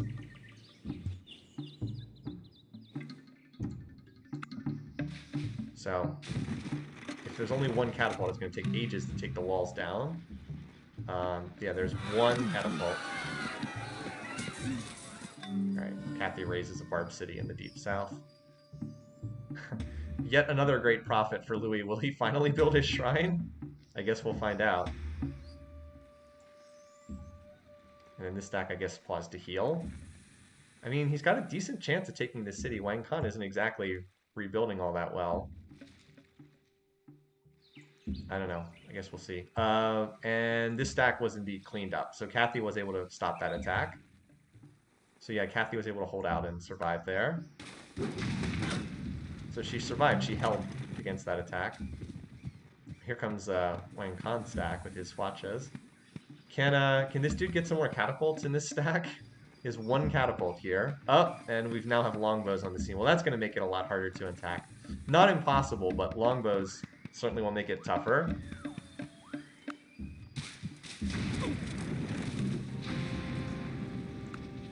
So we've had a lot of sieges. Not a lot of cities actually getting captured thus far. Is this on a hill? Yeah, longbows in a city on a hill, not easy. All right, Louis. So Louis built a shrine, but he built it for his minority religion, not his majority religion. What is he thinking? He built it for Taoism, which is 7%, and not Christianity, which is 16%. That's pretty weird. Okay, whatever. I do wonder why Suryavarman didn't just attack this spot, which is much, much more weakly guarded than this spot, which is like the core of Roosevelt's defenses. Oh well. That's the AI for you. This is a pretty monster stack that Suryavarman's building up here, though. 25 units, that's an awful lot. And there's Shwedagon Paya. And the Statue of Zeus. Okay, maybe you'll now actually build units instead of wonders. Statue of Zeus is going to be bad for war weariness on... Although I guess almost all the fighting's been in Korean territory thus far. And meanwhile, it looks like Sitting Bull is pulled back for the time being. Brenna's still continuing to do nothing. Boy, Kathy only has 483 on her score. Man, is she weak. She is very weak in this game. At least I predicted that correctly, that she would not be a factor in this one. I'm really curious if New York's going to fall when the defenses go down. I think it probably will. Even with the longbow. I mean, there's longbows here, but this is an awful lot of units. I mean, like, there's a lot of units here. And, you know, catapults will do collateral to the... I guess 11 of the attackers are spears. I don't know. The catapults on defense don't get any bonuses from being in the city, though. I guess we'll see.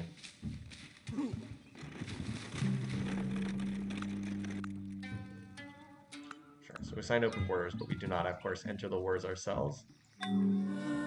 Wang Khan was attacking here, and looks like... Oh. Wang Khan... Oh, okay, that's actually big news. Wang Khan making peace with Suryavarman. That means, so who's still involved in the wars here? So Wang Khan's at war with Louis. Louis is at war with Wang Khan. So it's just 1v1 wars now. Suryavarman against Roosevelt and Louis against Wang Khan. Okay, so that's it. So wait, was Roosevelt not no, I guess Roosevelt was never actually at war with Louis. I was wrong about that. I thought they were at war for some reason, but I guess they were never actually at war with one another. So, Suryavarman, first to die on Roosevelt? Because that's what I predicted. That would sure be nice to see.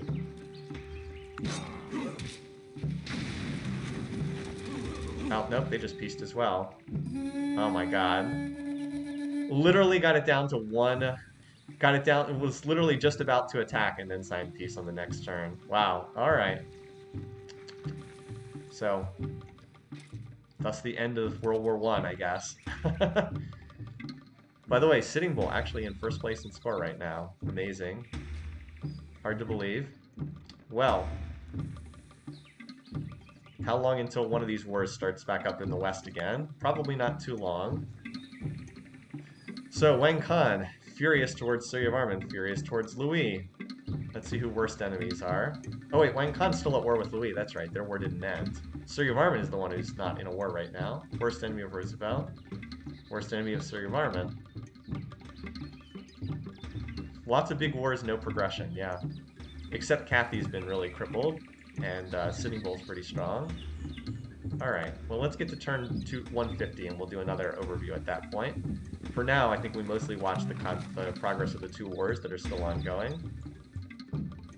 That was bad for Suryavarman. I really think he was just about to take that city. I think he would have captured that if he had actually attacked. Like, if he captures the city and then signs peace, kind of a big difference. So this war is still ongoing, although I don't think either side... We haven't looked at the power bar graphs in a little while, by the way. Yeah, Suryavarman is tops in power. Louis is actually lower than Wang Khan right now, and Kathy is lowest. Biggest problem for Louis is he only has 5 cities, and he constantly has one of them building a wonder. So, like, he doesn't have much effective production right now.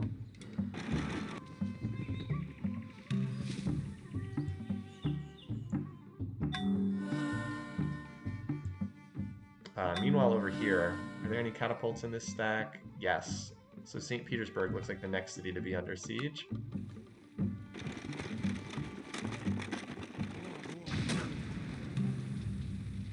See if Sitting Bull's able to break this, or Kathy's able to break this. The actual attackers are pretty weak. It's all chariots for the most part. And these more units coming in behind, I guess.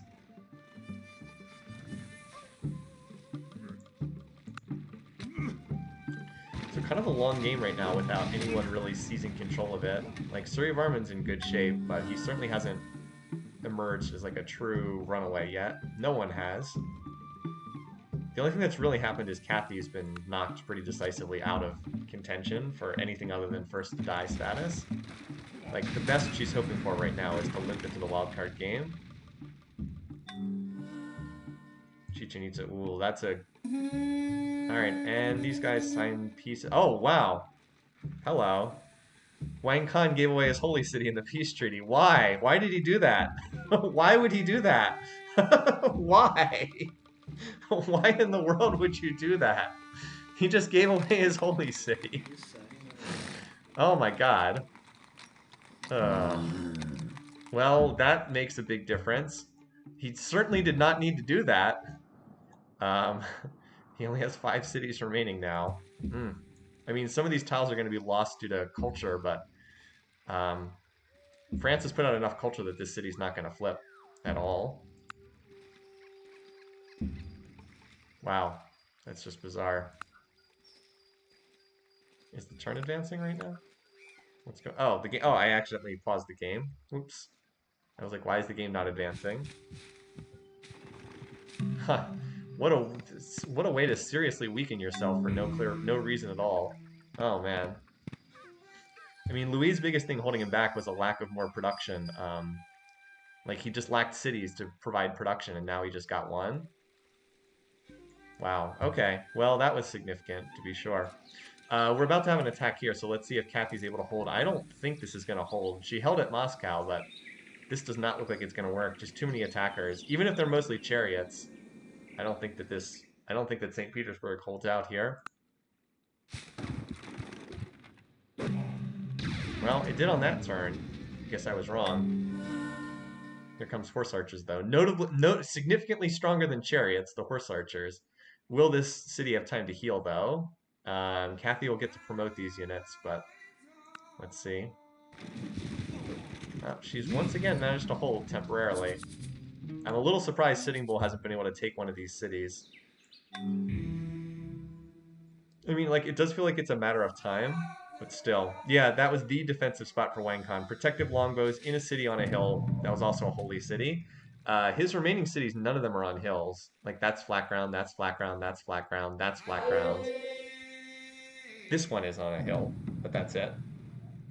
Oh my god, this stupid fly.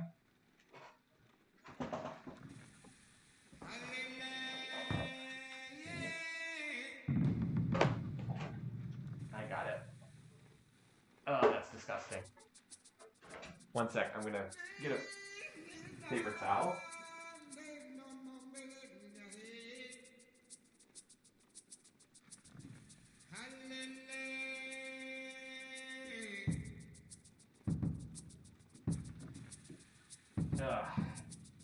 All right. The exciting stuff of doing things with a live recording. I had like this huge housefly buzzing around and managed to squish it. All right, well, as far as the game goes, though, it's actually fairly close. If Sitting Bull does manage to finish the conquest of Russia, he's going to be quite strong. Whether he's going to be able to manage that, I'm not sure, though. It's a little surprising no one is jumping. Oh, wow, look at all these ballista elephants under production. That would suggest that Surrey Varmint is getting ready to attack someone because he's building ballista elephants in every city. Sitting Bull's power is still going up. I mean, it's not impossible for Surrey Varmint to, like, jump on Sitting Bull here. Sitting Bull is worst enemy of Surrey Varmint. That's interesting. Building the heroic epic. Roosevelt's just in peace mode right now, trying to build wonders. How about Brennus? Is he ever going to do anything? No, not so far. And it looks like he was able to hold on to this city and get enough culture in that it's not about to flip. So Surrey is the one to watch right now. He's the one who's building units left and right. That and the actual war that's still ongoing over here, of course.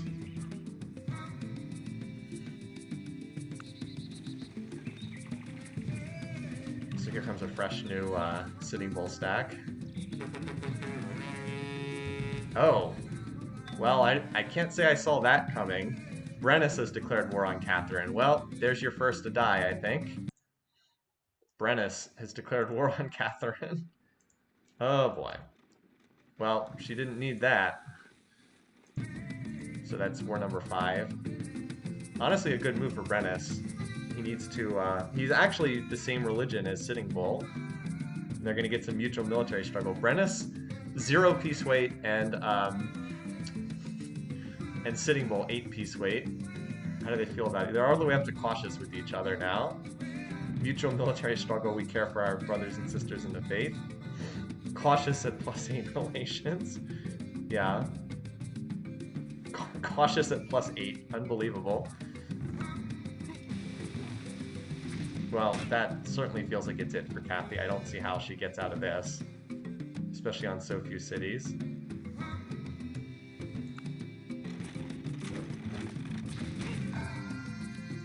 And we're on turn 150. Interesting moment in the game. Surrey Varmint is still stacking up units. I really wonder what he's going to do with them. I'm trying to see if he's building a stack in any one spot. But, like, he's building a lot of units in every city. I guess over here he's got... No. Well, we'll see. There's the ballista elephant, by the way, because I know it's going to be requested in chat. Alright, so reveal the map. Let's look at our bar graphs. GNP. Looks like Roosevelt and Louis are the leaders in GNP. Production. Interesting that I guess Sitting Bull doesn't have a lot of territory, so it's not that shocking. Food, Sitting Bull. Yeah, he's got the most cities right now. Power, Surrey Varmint and Sitting Bull. Culture. Oh, Louis apparently used a culture bomb somewhere. That's what that is. He must have gotten a great artist and then used it for a culture bomb. Where did he use it, though? Not here. In here? In Orleans? No? So we'll be able to see here. In the city of Tours. Here, he culture bombed this city. Okay. Kind of a waste, but alright. And then research rate at the moment. Surrey Varmint 100, Catherine 49, Brennus 78, Louis 101. Roosevelt, alright, Roosevelt's definitely the tech leader, 155, Sitting Bull 49, Langcon 100. Most of them are around 100. Alright, also you guys, please stop asking constantly to change the music, it's a little annoying. Thanks.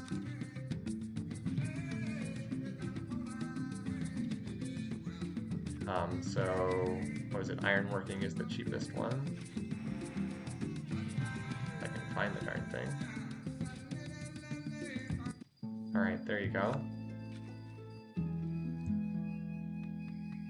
So let's keep an eye on this war in the east and see what happens to poor Catherine. This has really not been her game. Hasn't always made it past the first round, but I can't recall a game where she's just been as overall weak as this one. Like, she's just been flat out weak in this game. Wow, Koreans, okay. Has had no contact with that Civ like the whole game. So, he just switched out of the religion that he was sharing with Brennus. So this looks like a very temporary shared war. Who's the Confucian founder anyway? Wang Khan, right? Oh, it was Wang Khan, but then the Holy City got passed over. That's right. So yeah, he and Brennus no longer have the shared benefit that they had before. Now they're right back to being annoyed again, from +8 to 0, just like that. By the way, look at all these unhappy faces. That's a lot of purple text on here. Very few people like one another. Suryavarman and Louis are like the only ones who actually like each other. I guess, and Wang Khan and Roosevelt, that's it. Those are the only ones who actually like each other. It's pretty much just a big ball of hate otherwise. Yeah, if a city gets captured, it goes back to being fogged again. That's why you have to refresh it periodically. Alright, for some reason this inner turn is taking a long time. Oh. Well, that's why. War with Sitting Bull. War with Rose. Oh, what the? Did we just have double war declarations here? Because it looks like we did. Oh, he was pulled into this war by Kathy. Yep. He was pulled into this war by Kathy and we... Or no, he wasn't. He has a huge stack ready to go. Alright, well, that's a double war declaration. Now, if they had both gone after Roosevelt, he would have been guaranteed out of the game. Sitting Bull getting jumped on, though, does at least give Kathy a tiny lifeline.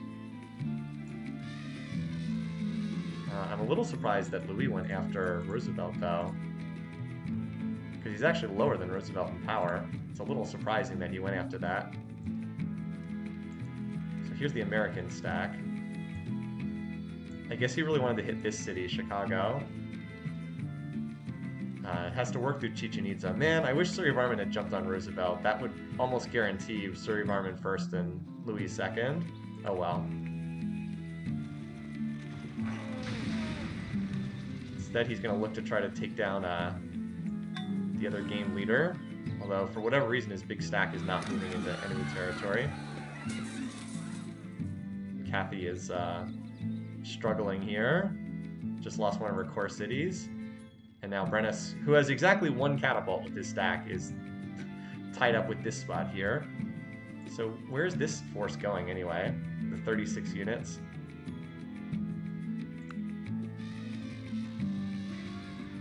Looks like the AI pathfinding has gotten stuck here. Just standing on this tile. Sometimes this happens. They literally just stand on one tile, not doing anything. These cities are absolutely wide open too. Like, there's no defenders here, so this is a huge missed opportunity by Suryavarman to just attack while all of the Sitting Bull units are off in Russia.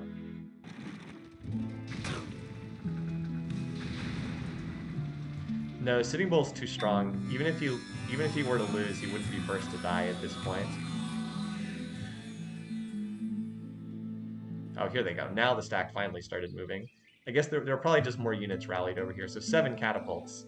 Yeah, this city's toast. How about the Louis versus Roosevelt war going? All right, so Roosevelt's attacking here. I don't really see that city on a hill falling. This stack is also... I don't see either of these cities falling. These are both kind of puny as far as invasion forces go.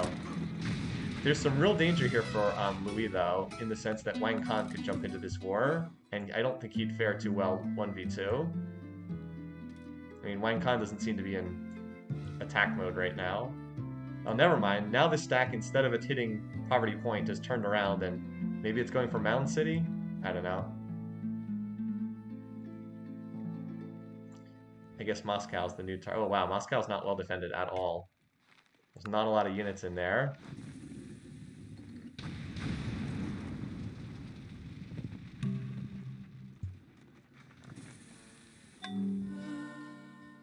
I guess that Louis had to keep building the Sistine Chapel while he was fighting this war. So anyway, this attack on Pyongyang failed. Not by a lot, but it did fail. A lot of low defenders in there. I suspect the same thing's going to happen here at Chicago, but maybe I'll be surprised. Just doesn't feel like there's enough attackers here. And Suryavarman is still running his attack stack around in circles without actually attacking anything. He still has not brought this up to any city. I guess he's going to Mound City, I guess. Alright, Rostov fell on that turn. So Brennus picked up one city.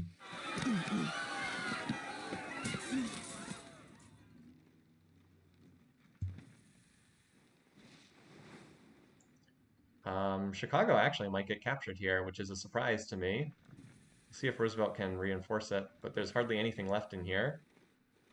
If these attackers promote and kill the defenders, let's see.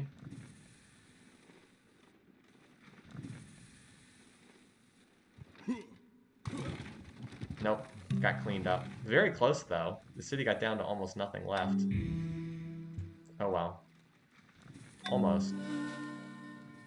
Alright, now Sitting Bull finally a dozen turns into the war has gotten a stack up next to the city, but now he's got to contend with a counter force here. A lot of ballista elephants though. And I think Moscow's about to get captured here. It was an ill-conceived war declaration by Louis. Yeah, it was honestly it was mostly ill-conceived by Suryavarman. He should have attacked Roosevelt with Louis. If he does that, Roosevelt folds immediately, and the two of them emerge as like the strongest players on the board.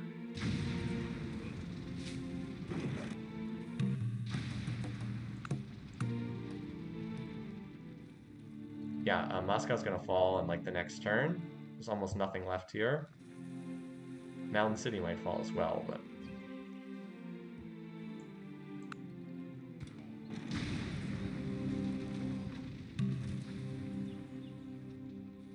yeah, there's not much left in here. Roosevelt and Louis both frantically building wonders in the middle of their wars.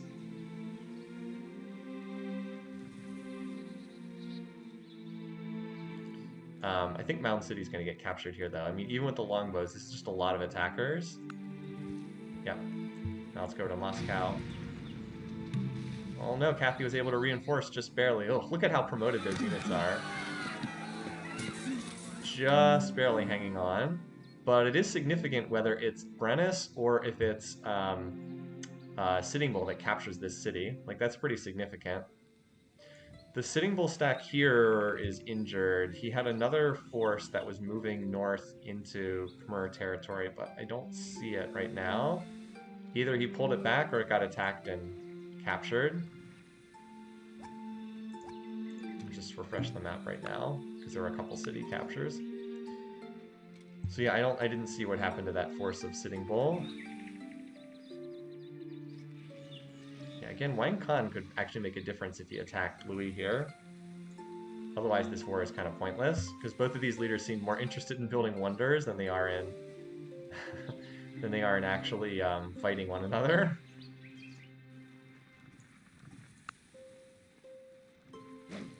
That said, this is a major core city, so losing this is a big blow to Sitting Bull. You can see he's tumbled down the score rankings as a result. Kathy is somehow hanging in there. I don't know how she is still holding for the time being. I think Brennus might actually be the one to get Moscow now, because this force here does not look like it's strong enough anymore. But it's weakened Russia to the point that Celts might be able to grab this for themselves.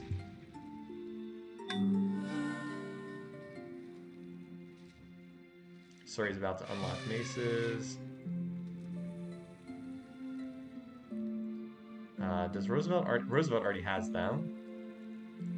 Louis does not have them. Boy, this city's not very well defended, considering that it's like right on the border. If America got serious, I think they could potentially look to capture some of these. I'm mostly curious where the Khmer stack's going to go next. I guess this is the main stack here. Mesa Verde is not very well defended at all. 1 longbow and 2 dog soldiers. These random ballista elephants can almost capture that spot. It is on a hill though, so probably maybe not. Alright, here comes the Celts. I don't know if there's enough at Moscow to stop them. The walls are already down at that city.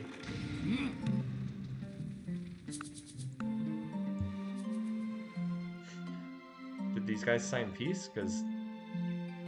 no, I was like, otherwise building research in the middle of a war seems like kind of a awkward choice. Like I said, Roosevelt just not a very... yeah, he's building research in his cities. Not a very aggressive leader, just as far as how he plays the game.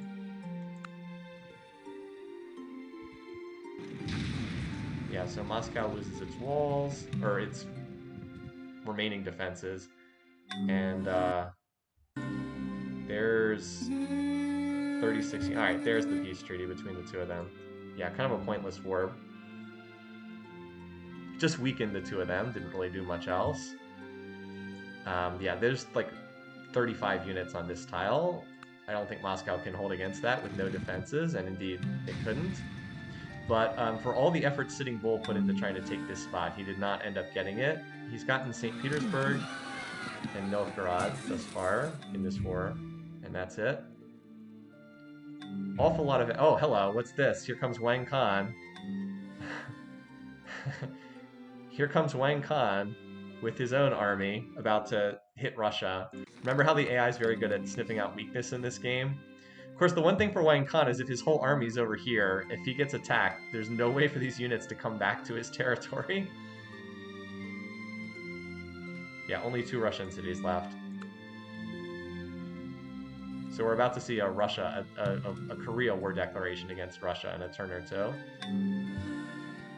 So, we've got a Surya Varman attack here against Mesa Verde. The only problem is there's literally 1 catapult in this... oh no, there's 3 catapults here. Still take a little while to take the defenses down, but... so we've got that going on, and that seems to be the main focus here, is Mesa Verde. A lot of people on engineering tech right now, for whatever reason, as they move through the tech tree together. Yeah, 8%.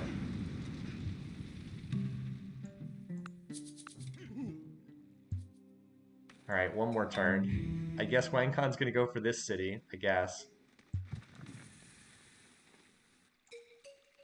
Meanwhile, the catapults are starting... wow, you know, this city is so weakly defended. Should just attack. Definitely should not wait to bombard the defenses, but we know the AI doesn't operate like that. I guess there's no walls here, so it won't take long to remove the defenses. Anyway, here's Wang Khan's war declaration. Louis finally built his shrine! Finally! Anyway, that's war declaration number 8. Been a pretty conflict-full game thus far. Alright, so he shouldn't have any trouble capturing this. And then we're going to have 1 random Korean city in the middle of the tundra on the other side of the world. 27%. 6% here at Mesa Verde. Alright, this city should fall here. It's not that well defended. 6%. Yep. So, Sitting Bull is indeed collapsing now to Surya Varman. Worst enemy of Roosevelt, worst enemy of Sitting Bull, worst enemy of Wang Khan. Well, that doesn't bode very well for the high peace weight AIs later on in this game. Let's just say that. The fact that Surya Varman looks like he's emerging as the leader, and he doesn't seem to like any of them very much, could be a problem for them long term. Alright, meanwhile, Yaroslavl is toast as soon as the walls are down, which should be like 1 more turn. There it goes. And Wang Khan just took Yekaterinburg. So that's double city falling. It looks like Brennus. So Brennus is actually going to get most of the rewards from this war. Sitting Bull, despite fighting for ages, is not actually going to get very much out of this whole war. Also, Roosevelt converting to a religion no one else practices. Okay. The one thing about Brennus is he doesn't follow the same religion as Surya Varman, which could cause issues between the two of them, but Brennus is definitely emerging as a power as a result of this war. It didn't look like he was going to be very strong in this game at all, but he is kind of emerging now because he basically entered the war at exactly the right moment. He's going to get 4 cities compared to 2 for Sitting Bull, who spent a gazillion, lost like 10,000 units in the war, but is not going to get much in the way of prizes at all. Anyway, so Kathy doesn't have... She will be first to die. Much to the surprise of, like, almost everyone. Oh, there's only one unit here. Okay, that's just a barb. I was like, what's going on there? Just a barb city getting raised in the southern tundra. Those cities can't make it to size 2, so they typically get raised. Where's Surrey of Armin headed next? Poverty Point, probably. And it doesn't look like there's a lot of units over there for Sitting Bull. Oh my god, his power has fallen drastically. Now he's one of the weakest now. Brennus on the rise, look at that. Brennus, after playing a horrible early game, if this elephant wins this battle, then Russia's eliminated. Alright, I guess he chose to wait for the rest of the party to catch up. Yeah, okay. That's a lot of units. Is it this turn or one more turn? Nope, this turn, 178. Alright, farewell, Kathy. Was actually the most picked leader to win this game, believe it or not. Well, it sure didn't happen for her in this one, so let's put it in the spreadsheet. Turn once, so here we go. All right, so last place, Catherine. Sorry, those of you who are on Team Kathy. Just didn't get off to the right start. I did think about picking her, but I didn't like her setup for this game. And for this one time, at least, I was right. All right, Brennus picks up a kill. And Catherine, 3 years in a row now, has had not a great start. All right, game 2, turn 178. Eliminated. And in the contest, how many people picked her first to die? Not a lot. I did not think she would be first to die. 2 people. Out of our 250 entries, 2 people picked her. 1% had her as the last first to die. So a little unexpected there, to say the least. All right. Well, that's why we play the games. Will Brennus emerge? I mean, he's in good shape. Like I said, the only big thing for him is Brennus has a different religion from Surrey of Armin, which could be a problem for the two of them. But he's pleased with Surrey of Armin, and Surrey of Armin is pleased with him. So, despite a lot of... oh, I see. But they are being propped up by civics.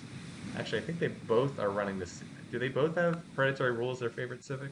No, they both have theocracy, or organized religion is their favorite civic, so... If they drop organized religion later, then that shared benefit's going to drop. But hey, they're in good shape. So now the only ongoing war right now is the Sitting Bull versus Surrey of Armin. Sitting Bull, if the current situation continues, he would be next to go. But that's not to say that things will stay stable like this. So we'll keep an eye on this war for the most part. Yeah, Surrey of Armin's doing a pretty good job of rolling him up. Now, he does not have any siege units in this stack, but there's actually not that many units defending this city, so he might just suicide into this city and actually capture it. I guess we'll find out.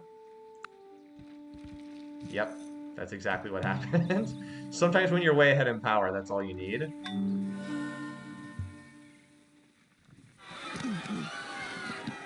Didn't need to wait for the catapults.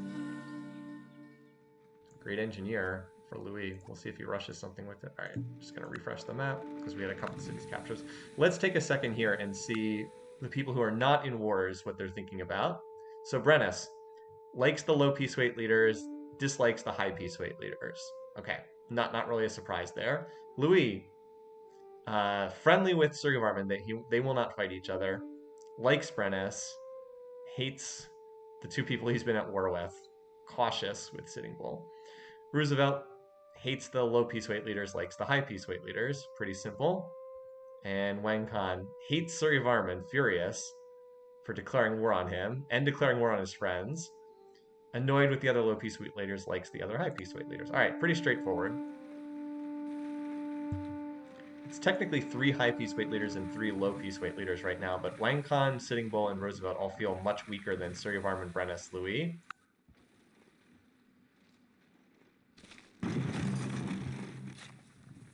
So Right now, with only one war going on, we can hopefully pick up the turns a little faster, because this game's already lasted a decent amount of time, which is not the worst thing, but like if there's not a lot going on, we can advance it a little faster. Here's the big Surrey stack right here. Only one trebuchet though. So probably going for the capital next. Right now, Surrey of Armin wants just no one to go to war for like 30 turns so he can complete his conquest of Sitting Bull. That would be the best situation for him. Sitting Bull obviously wants someone to jump into the war, like Wang Khan, who's furious with Surrey of Armin, wants him to jump into that conflict. Quite a lot of war weariness, by the way, over here. That could force an end to the war. So, Cahokia under siege. A lot of people on on guilds right now. That would be certainly a powerful additional tech to unlock. Here comes castles, but a little late. Castles slow down the wars, but they don't actually stop them, of course. Just makes it take a lot longer to capture territory. So I guess Sitting Bull just finished engineering. Can Brennus declare it pleased? I don't know. Does anyone know the answer to that? Yeah, Roosevelt is the tech leader. There's no question about that. Louis just founds yet another religion. Their speaker being born as a great spy. The biggest issue for Louis is he only has 6 cities, including the one he got in the peace treaty. If he just had more territory, he'd be in really good shape because he's got 10,000 wonders. He's about to build 2 more, but he just doesn't have enough territory right now. Also, the random Wang Khan city in the southern tundra. So Cahokia should fall. All the defenses are down.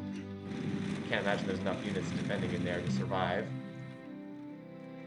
I guess the attack has not actually been ordered yet. So it should fall on this turn, I think. There's 42 units ready to attack. I don't know if you can read that, it's a little small, but 42 units. That, I would think that that's enough to capture the spot. So Sitting Bull's now dropped to last place in score. He's actually lost most of his score.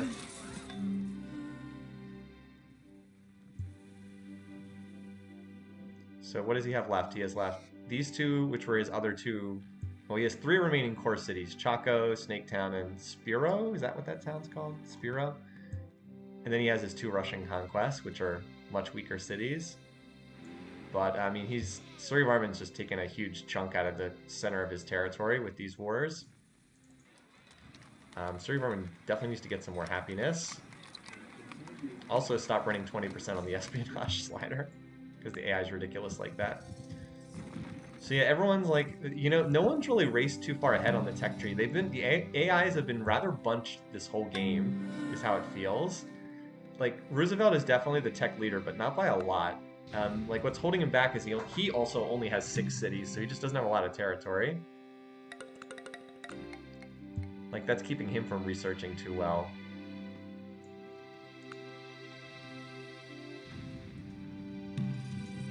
So Brennus, obviously by gaining all that additional territory, has become a lot stronger. Right now, Surrey of Armin's just reassembling his army. I guess he's headed to Chaco next. He only has 1 trebuchet in this force, though, so that could take a while. Louis built yet another one, yet another shrine. So 11 cities have Church of the Nativity. And what was his other? He built it in the Buddhist holy city as well. Alright, he did build it here. 2 gold per turn from the Mahabodhi. Great. He has 3 shrines in his territory now. Really liking those wonders and shrines, it seems. So yeah, apparently no one else is intervening in this war. Like, I would have thought someone would have hopped in here. Brennus could like grab some territory pretty easily. That would be a smart move on his part. But so far, it's just Surrey of Armin methodically taking apart. Oh, here we go. Now we've got another attacker getting involved. Wang Khan's jumped into the fray. See, this is what Surrey of Armin didn't want. He wanted this to wait until after he was done conquering his opponent there. Alright, so that's 9 wars now.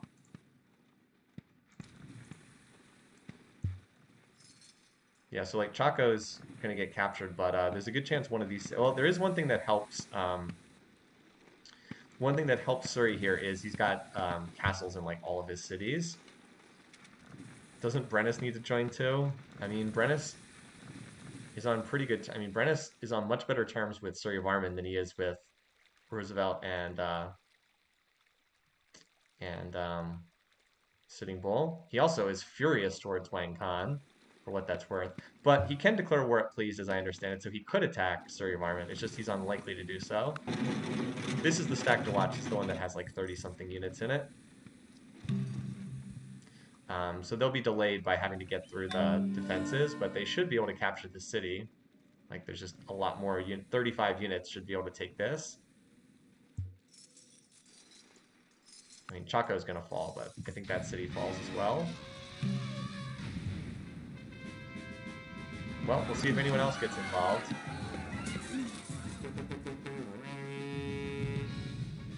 So Brennus has now also gotten involved. Brennus wisely deciding that this is an opportunity to finish off Sitting Bull and get some more territory for basically no cost. With Wang Khan entering the war, he might even have a chance here to get the bulk of the territory.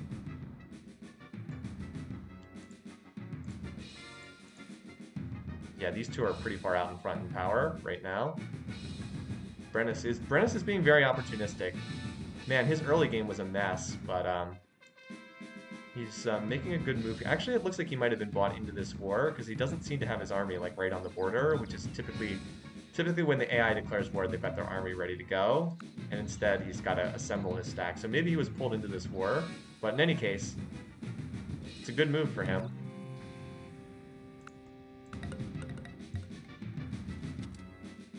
So yeah, this is the force that's almost certainly going to capture this city, which is just not well defended at all. But that said, as soon as Sitting Bull's dead, and Sitting Bull only has 4 cities left, all of the Surrey of Varman armies will turn around and march towards Korea. So maybe not the smartest. I mean, the timing of the war was not bad for Wang Khan, but long term, I don't know. These like as soon as Sitting Bull's dead, there's going to be nowhere else for these armies to go. And having the castles does buy extra time for the defenders here to finish up with Sitting Bull. Oh, there's one trebuchet here. More trebuchets here. We'll see who actually gets Novgorod between these two. This is where it's more like just dumb luck who captures the city. And geez, it takes forever to get through those castle defenses. Absolutely forever. This is a game where Surrey Varman got a lot of use out of ballista elephants. So what are we at? 28% here. Well, I mean, I agree. Surrey Varman's army is going to go for the Troll Tundra City, but at some point they'll be out of cities to capture down there, and they'll have to flip around and come back here. Brennus, by the way, is actually taking over the lead in score right now. Very surprising. So, since it's turn 200, we'll check the bar graphs real quick. GNP, France is first. Again, a lot of that's culture. America's second. Production, Surrey Varman's out in front by a good margin. Food, it's pretty close between these two. Surrey Varman was way out in ahead, and then this is where Brennus captures the Russian cities. Power, Brennus has slipped ahead. Culture, okay. Demos are not going to be helpful. But research we can look at real quick. Surrey Varman 140, Brennus 216. Interesting. Significantly ahead in terms of research. Louis 330, oh that's a lot better. Roosevelt 373, Sitting Bull dying. Wang Khan 258, okay. So Surrey Varman's research is not that great right now, probably because he has so many units off in enemy territory. This city should fall either this turn or next turn. Yeah, so Roosevelt first, Louis, Sir Varman, Sitting Bull.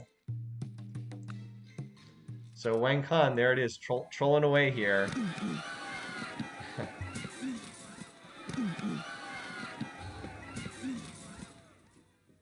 Like I said, I don't think Wang Khan can hold that city long term, but he can definitely mess with Surrey Varman in the short run.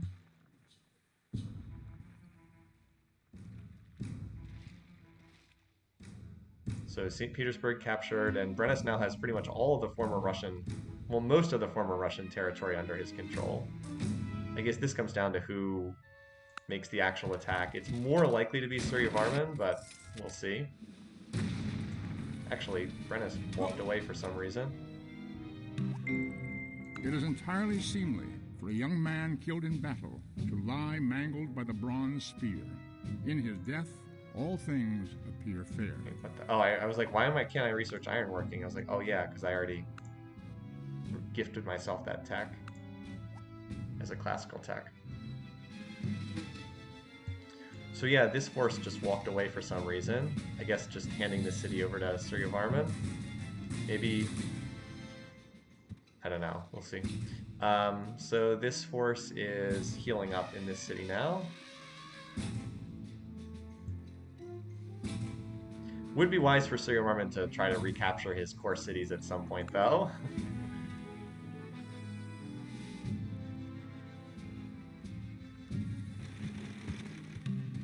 By the way, here's the Hwacha, since we had a request for that. Anyway, not surprising this was captured since the Celts moved away from that spot. Sitting Bull converts to Judaism, okay. So most of Sitting Bull's territory has been wiped out now. He just has these, he has his 2 remaining core cities, and then I guess there's this random Wang Khan city down here. We'll see if that's where Suri chooses to send his forces or not.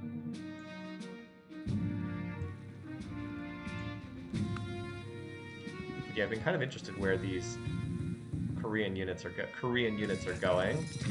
They kind of spin around in circles in here. It looks like this part of the army is turned around and headed back. Anything marching in this direction? I guess the Celtic units have to come down here at some point, because it's the only place where they can still attack. We're gonna have the... Yep, here comes Brennus's army down here.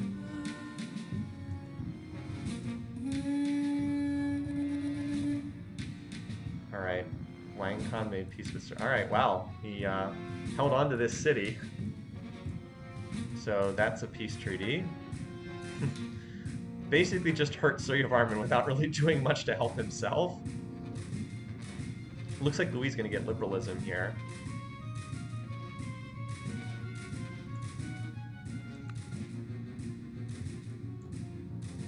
Let's watch the... well, I guess we'll see who manages to get these final cities. I'd say that Brennus is in the driver's seat.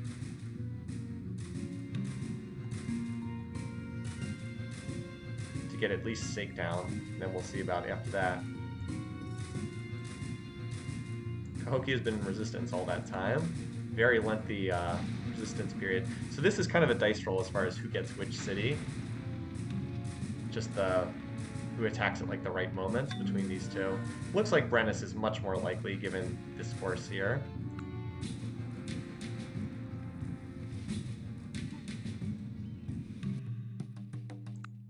By the way, it seems almost certain that Korea is going to get taken over by the Khmer at some point. There's a lot of bad blood there. Louis is first to discover liberalism. He did found one more city down here. This ice village. His issue, as always, has been that he just doesn't have enough territory. If Suryavarman had gone after Louis instead of going after Sitting Bull, this could be a pretty different game right now. Anyway, so Snaketown is getting hit by trebuchets. Oh, here comes the Khmer army as well as the Celtic one. Louis is not anywhere close to a cultural victory, like not even remotely close. His trailing city is 4,000. If he gets closer, we can think about it. So he did build Taj Mahal. I mean, he's built like every wonder under the sun in this game.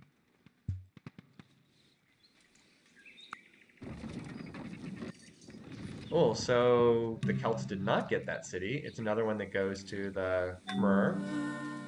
A nice pickup. I really thought that Brennus would get that city because he has this ginormous army out here with 66 units, but he didn't. How are these two feeling about each other? They should be racking up a pretty good mutual military struggle between the two of them. And it'll be interesting to see. I mean, it feels like one of these two is likely to win. If Brennus is the winner, a lot of us are going to be pretty disappointed in the picking contest because there was not a lot of people on Team Brennus for this game. And not much reason to think that he would be a powerful AI. All right, so now we've got a battle for who comes and gets this last city and the point that comes from killing an AI in the scoring contest.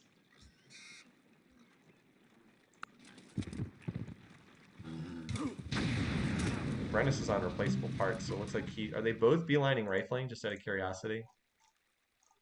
So Surrey is just on printing press, but Brennus is beelining rifling. We'll pick him very strong in the immediate short term. Oh, here we go again. Where is that attack coming from? I don't even see a military group in enemy territory. Well, I guess that just ticks up the war counter, I guess. Why is he attacking Roosevelt again? I don't see the reason for doing this. That was Louis declaring on Roosevelt, right? I didn't misread that, did I? Yep. Alright, well, those two certainly hate each other badly enough. What does it look like in terms of their military power? I mean, they're basically even. Brennus has really taken over the military graph, hasn't he? Well, I guess we'll see something somewhere. Those two just really dislike each other. Oh, and Suryavarman got the kill. Wow, he got almost all of the cities. So Brennus really didn't get as much out of the war as I think he could have. Alright, so Native Americans destroyed. Sitting Bull was indeed eliminated again, but he was not first to die. So that's pretty much what I thought. I just thought that it would be Roosevelt to be eliminated first.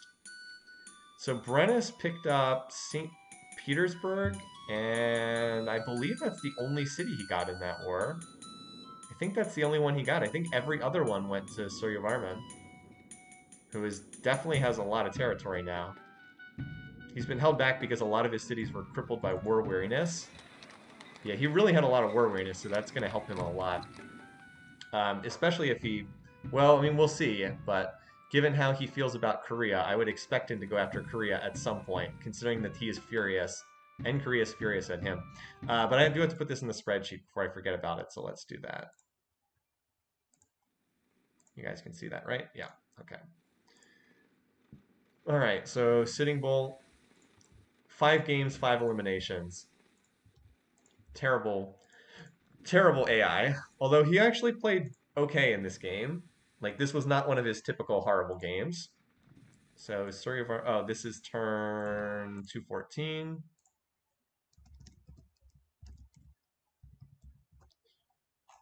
And Suryavarman got the kill in this one. All right, save that. And back to the game as on we go.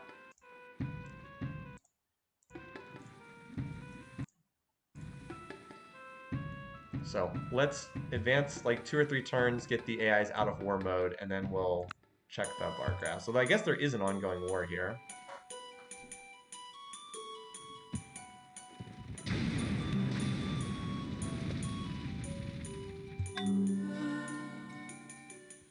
So here's the American force, and here's the French force. With Chichen Itza, it's like impossible to take any of Roosevelt's cities. The 128% bonuses. Get that resources off so we can see a little bit better. You can... Yeah, I don't know what the channel points really are, honestly. Just another Twitch feature. I don't really use Twitch as a money-making tool, so I'm not super familiar with all that stuff does. Really tight race between Suryavarman and Brennus for first place in this game. I think Suryavarman has a slight edge because he has a little bit more territory, but like either one of them is in range to win this game, especially if Brennus gets rifling and makes a move when he has rifling and no one else does. He's gonna have rifling like way before anyone else in this game. All right, so let's now that the game leaders are kind of out of wartime mode, let's go ahead and take a closer look as these two toss units at each other. All right, GNP. Yeah, these two, Roosevelt and Louis, are definitely pushing tech the fastest. but they're just so much smaller than the game leaders. It's hard for me to think either of them has too much of a chance of winning. Production, all right, so that's the Golden Age ending. Brennus jumped up. I guess the city came out of resistance or something. Food. So this is when all of the captured cities were in resistance, and Surya Varman had a lot of war weariness, so he has now shot up. But Brennus is ahead in power, and he will be ahead in power for the immediate future because he's going to be on rifling way before anyone else. So this Brennus basically needs to make a move while he has rifling, and none of the other AI leaders do.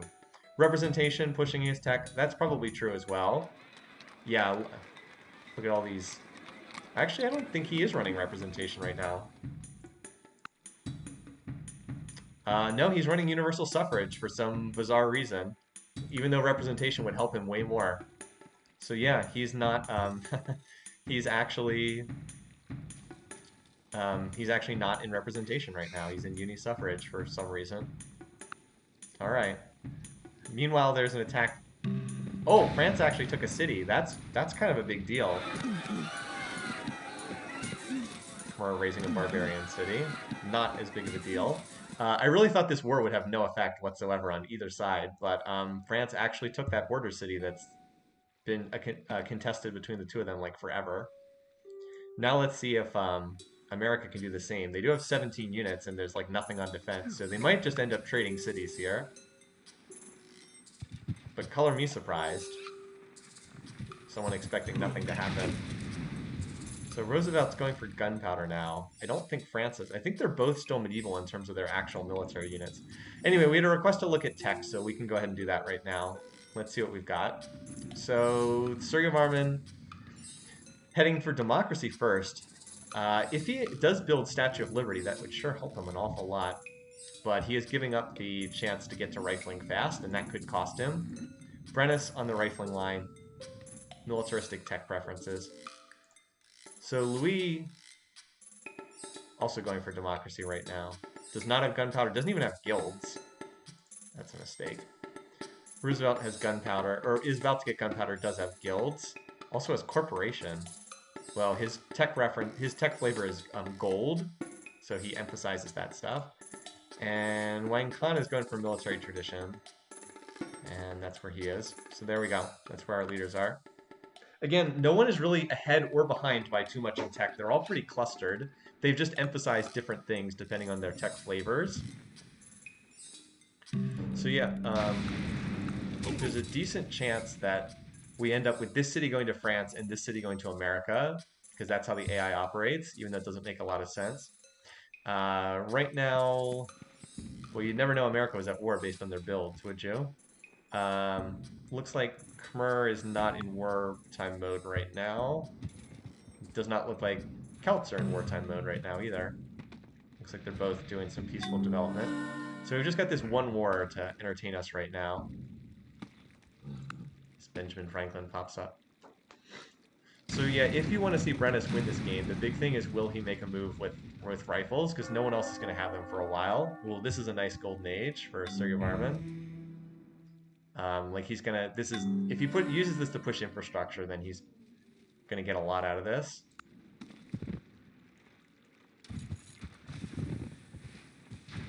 Also, he apparently founded a city down here. Oh, looks like Wang Khan just entered this war. Not good news for Louis.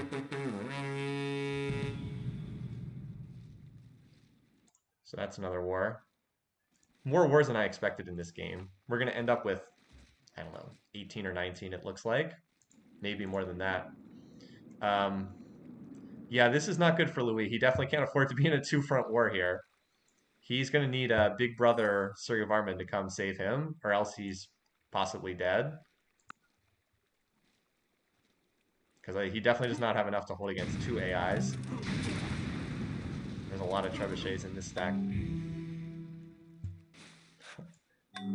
So I guess this was a Barb City, although it's not going to be wasted. It's actually going to bring furs to Surya Varman. It's one of the resources he doesn't have, is the furs.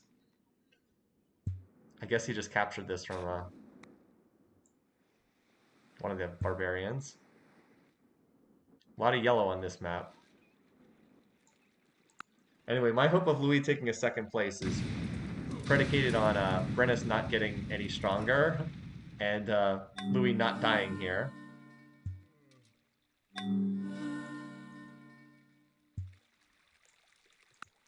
So yeah, that war declaration of Louis against America, maybe not the best decision. Up.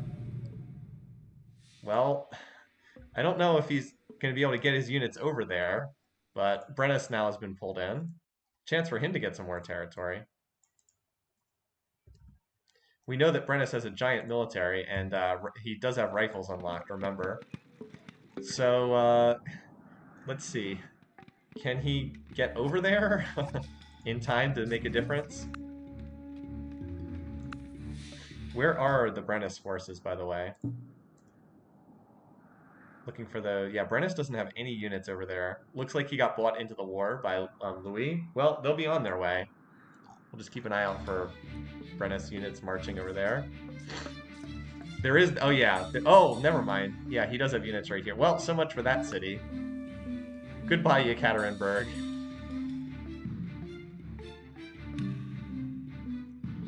Why didn't he attack that turn?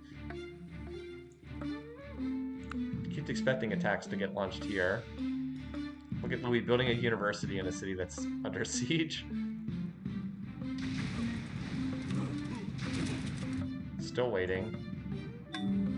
What happened? Did they sign peace again?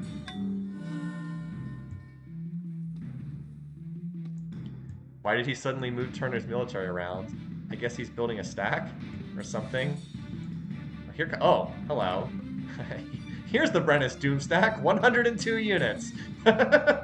102 units. Wang Khan? So this city will get captured. Oh, that's right. Wang Khan, like, half his army is stuck in Khmer territory. Like, half his army is stuck over there. This city will get captured and just gifted over.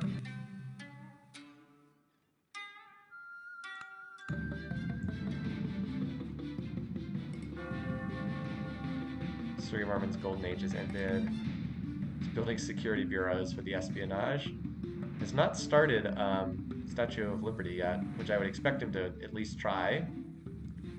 Although Louis has a decent chance of getting that, because he's industrious and has copper. Alright, well... Did the siege get... I guess the siege got broken here. Ultimately, Roosevelt was not able to capture Orleans. Siege of Orleans. That said, Pyongyang is definitely getting captured.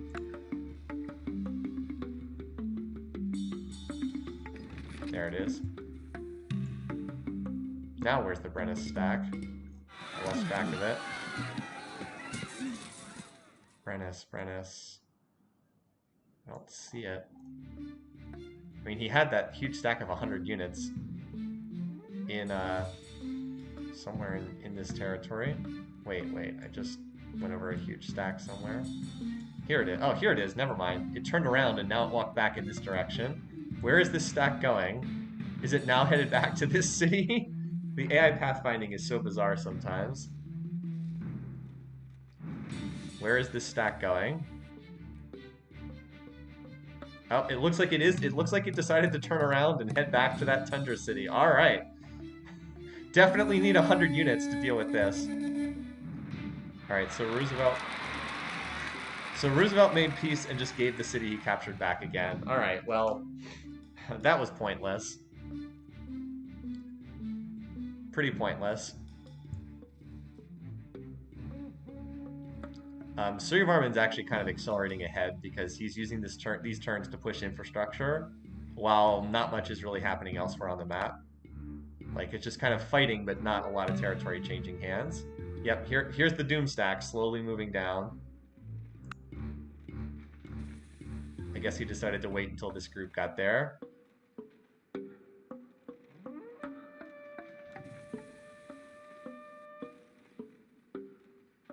Long inner turn. That often means there's a war breaking out somewhere and a lot of units getting moved.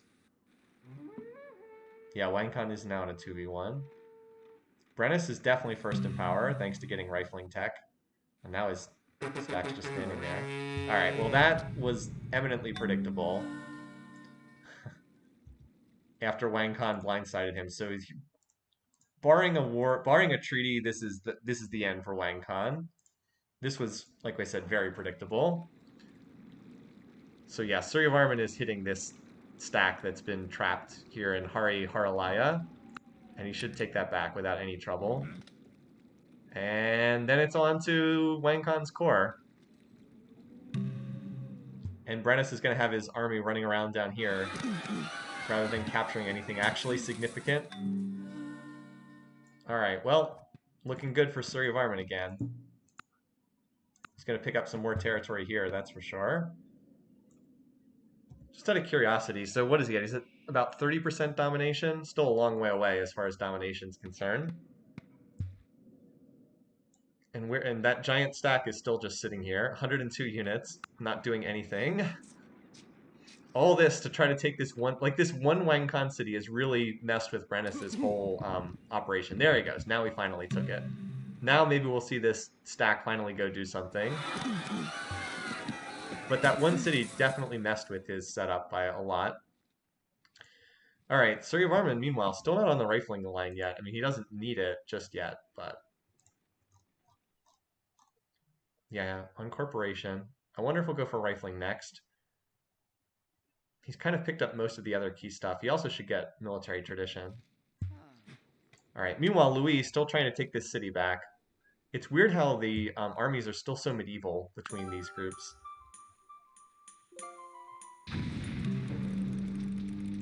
No defensive pact. And, I mean, there's another 40 units on this tile. So, yeah. There are some Celtic units trickling in, but still lagging behind right now. I mean, I don't think the Koreans need to be destroyed. I think they will be destroyed, though. Brennus getting into better civics. Smart move for him. He still has his huge stack just sitting here. He does have open borders with, where's Brennus? Yeah, he does have open borders with Suryavarman. By the way, look at this map. Look at how everyone's at war. Wang Khan's at war with 3 of the 4 AIs right now. Everyone except Roosevelt. Oh, there's another stack down here. Okay, well, they're not going to punch through that city with its gazillion protective units, but still. Wang Khan is just a lot smaller.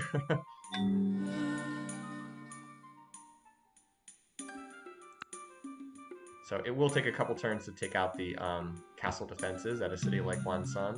Oh, I didn't even realize Wang Khan had rifles. Must have just picked them up recently. Yeah, Louis might get Statue of Liberty, although I don't see him building it right now in his cities. Building security bureaus first. Is a Statue of Liberty under production in Khmer territory? No, I don't see it right now. Interesting. Suryavarman's finally going to get military tradition, and then he can upgrade to cuirassiers. Stop building all these ballista elephants. He really does need to pick up rifling. God, he's got a lot of units on this tile. 51 units. Okay.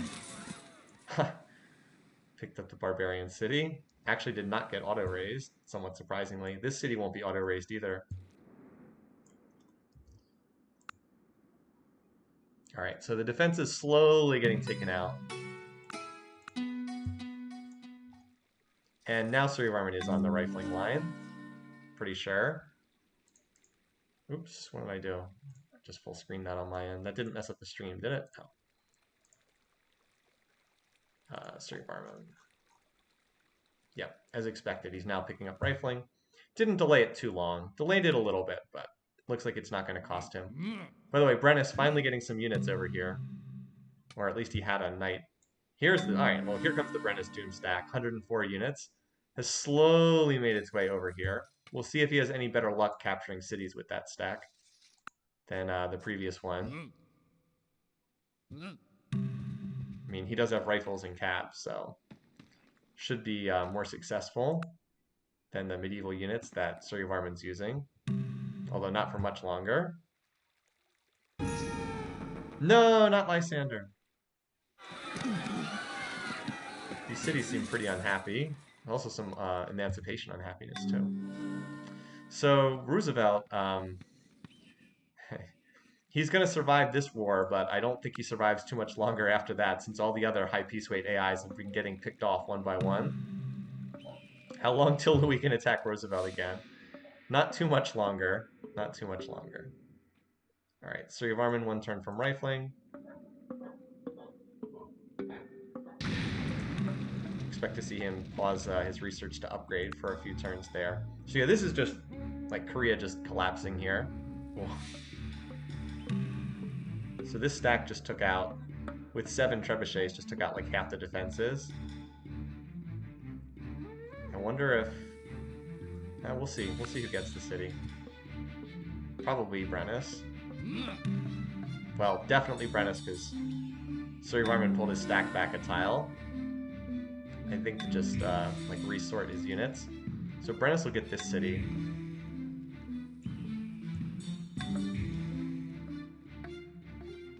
Could you please include your rationale for your picks? Well, I explained it at the beginning of the stream. I mean, that's kind of the best time to explain the rationale is before the game starts. I didn't like Kathy's starting position, was the biggest reason. I did like Surrey Varman's starting position. And I thought Louis would be able to make some progress given his awesome resources at his starting position.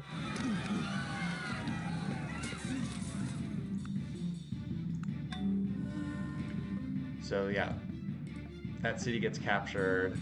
We're gonna have 1 random Celtic city over here in the west. Maybe more, I mean, probably we'll capture some more cities here.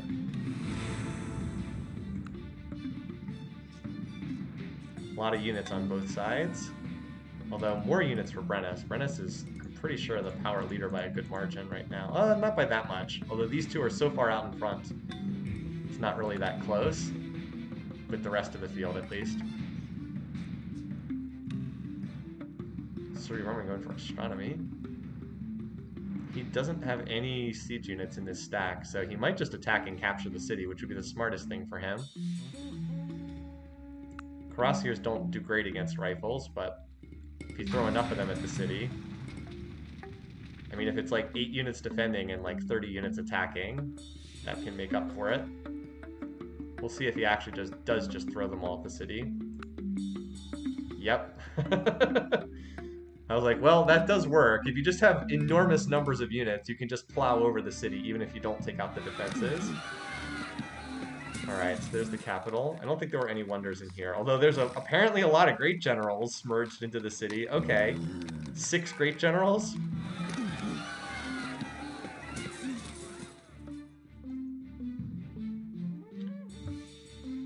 Louis is also still theoretically in this war, although it's hard to see him doing much of anything. Whoever captures this city will probably just gift it back to France, because it's got so much French culture in it. Whereas, like, capturing these cities you can actually hold these cities if captured. So, Brennus heading for this city is probably a mistake, since he will likely just gift it back to Louis. Either that or it'll be completely surrounded by French culture. I mean, it's right next to this holy city that's got 11,000 culture. Well, the Great Wall leads to great spies, not great generals. So once again, it looks like Surrey Varman's going to get a little bit more out of this war. Because he's going to get all the cities on the northern coast, and he'll actually be able to hold them with his culture. I think. We'll see. Brennus might get this spot, though. Nampo. Well, not if he pauses to bombard down the defenses. Well, they're both stopping to bombard the defenses. Kind of comic interlude here. Oh, I guess you're right. 100% more great generals. That's a fair point. I actually wasn't thinking about that at all. I was thinking about the wonder producing great spy points. So, very good point.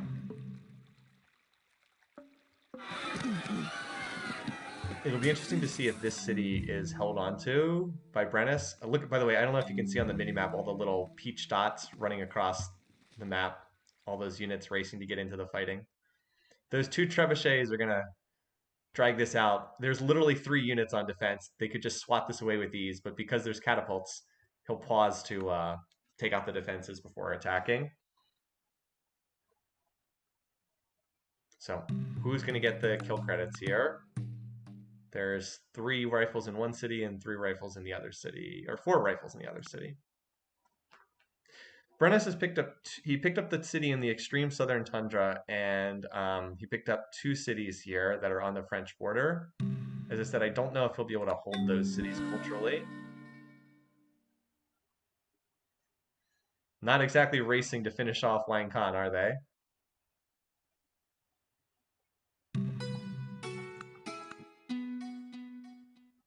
Four trebuchets now. Needs cannons, though. And a golden age from the forgotten man in this game, Roosevelt.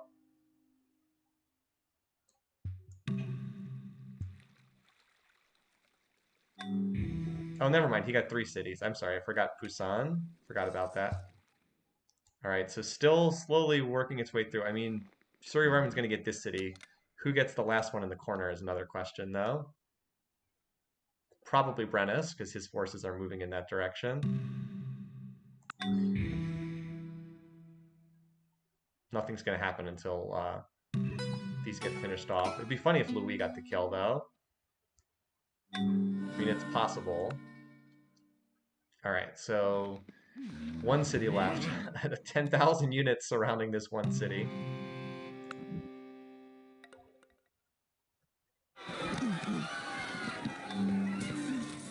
We'll see if someone just attacks the city instead of bothering to bombard it.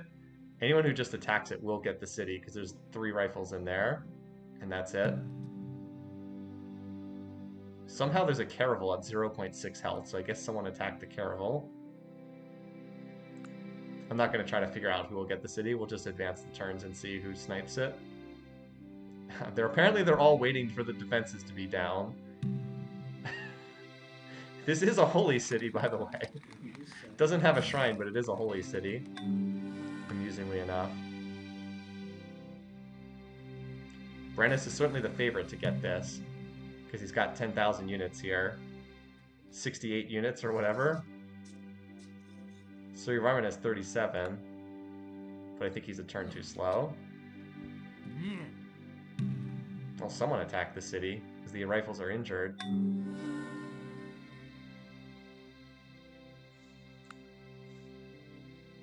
Is someone going to finish this guy off or not? Alright, Brennus does get the kill credit. I was like, is someone going to finish off Wang Khan? Alright.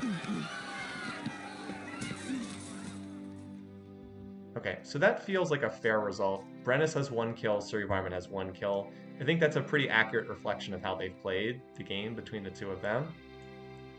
Alright, let's put that in our spreadsheet. Alright, so Wang Khan, turn 271.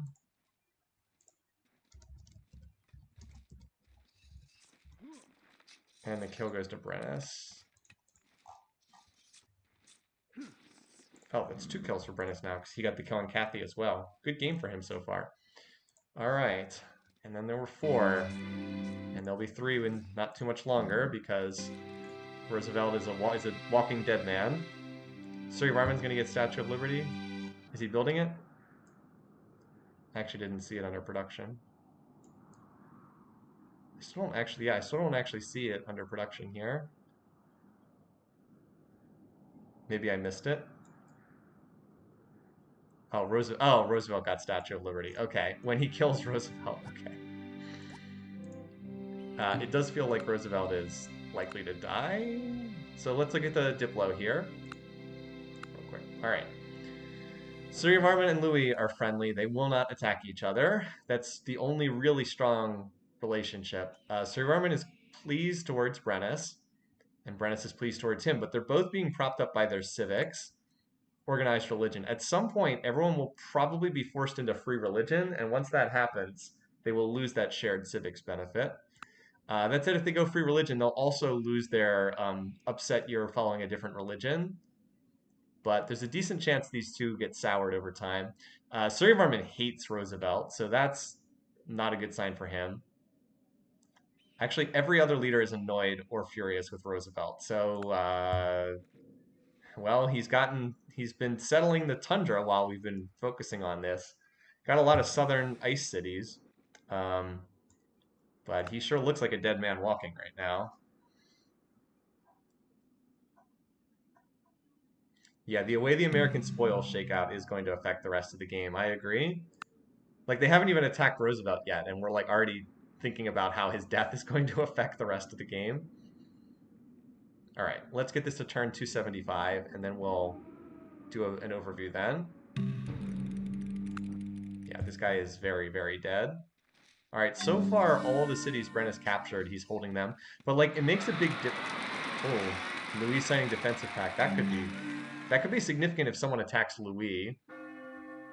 Could be significant. But like, notice how Brennus's captures are like so crushed by culture, they're almost useless. Whereas the cities that Surya Varman picked up are legitimately quite useful. So he definitely got a bit more out of that war. Not surprising because it was on his borders. But yeah, now I want to sit back and he gets the Kremlin, still frantically building wonders. I mean, Roosevelt is ahead in tech for what that's worth. It's probably not going to matter a lot though when he's so much smaller than these other AI empires.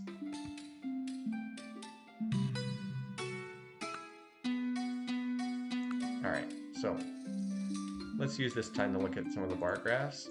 All right. GMP is pretty close. Interesting that Surya Varman's pulled ahead in GMP now. Production, okay. He might be in a, is he in a golden age right now? He might be.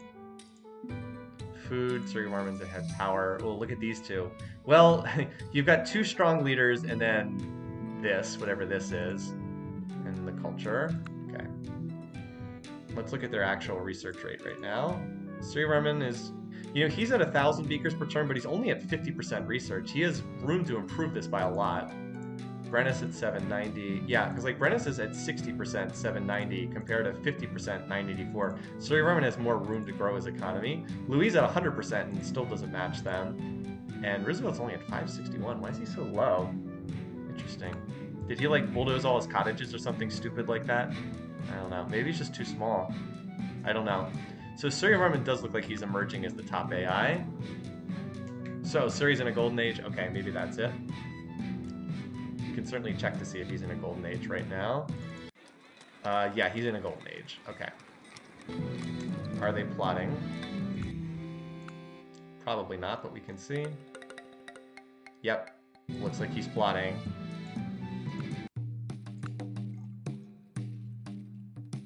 Looks like they're both plotting.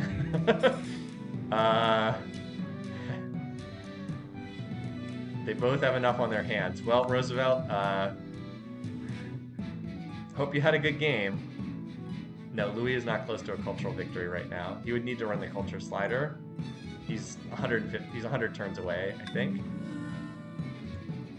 Although he's not as far away as I thought.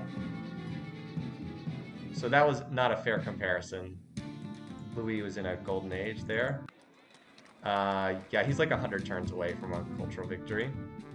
Let's check the beakers now that he's not in a golden age. All right, 981. Yeah, it's still 981 to 695. That's still a big improvement over Brennus. I think he's ahead on the tech tree too. All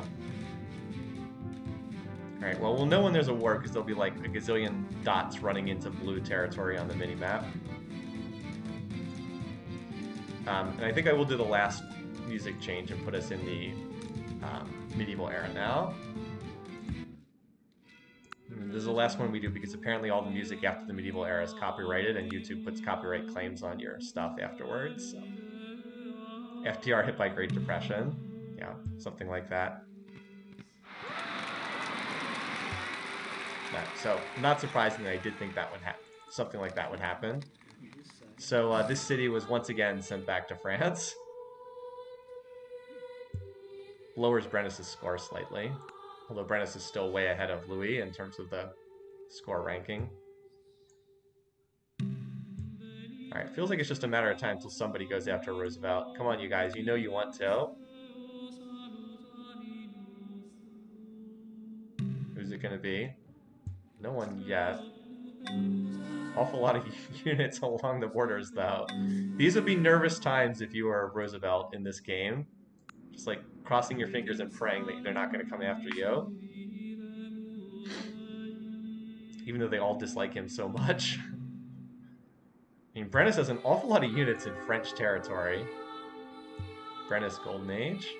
Oh, he's building research in all his cities. Maybe he's not plotting war anymore. Maybe he stopped plotting.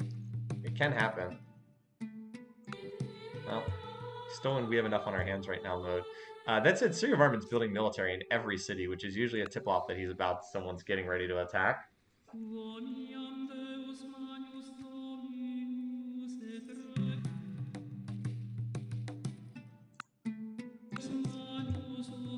But so far it hasn't happened yet.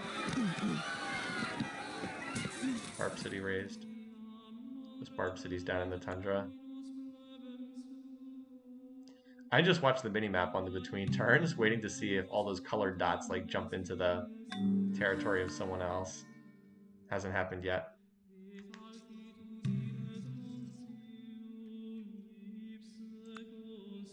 I'm kind of oh, there it is. I was like, I'm kind of surprised that the game has gone this long without an attack, but there it is.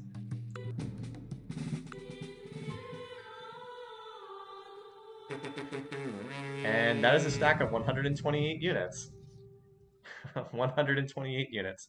Also, now that there's cannons in play, although he doesn't appear to have any cannons in this stack, it looks like it's just cavalry. There's 84 cavalry in this stack, 32 rifles and 84 cabs. Okay. Yeah, war counter's got to go up. Oh, 15, nice. Let's just stay there. No more wars the rest of the game. Let's just stay right at 15. I don't actually think that's going to happen, but... So New York is toast. 132 units. Well, nice knowing you, Roosevelt.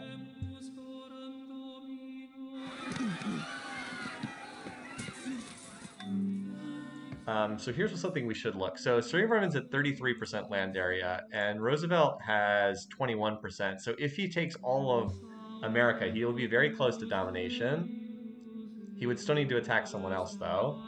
And he definitely won't attack Louis, because they've been friendly the whole game. I wonder. Well, let's not get ahead of ourselves. Let's watch the rest of this war first. Oh, was that the city that had statues of Liberty in it? I think you're right. I think it was. A very powerful wonder to pick up. Is that right? Yep. A very powerful wonder to pick up. Extra free specialist in every city. Too bad he's not running representation. Sure would be worthwhile to do that in this situation.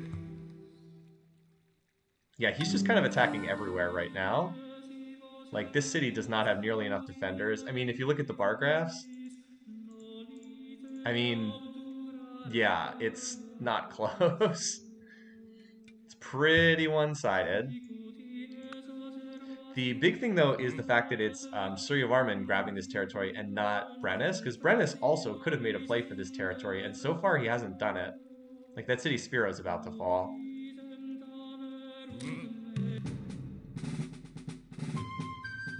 Worst enemy of everyone. I'm sorry, bud. Yeah, like, this city's dead. With all these calves. Like, there's another force over here, and like that'll easily punch to this city. I mean, that's like 50 calves in this stack, 30 calves and 15 rifles. So like these cities are just falling super fast because he's not even bothering to take out the defenses, just overwhelming the AI with, or Roosevelt AI with units.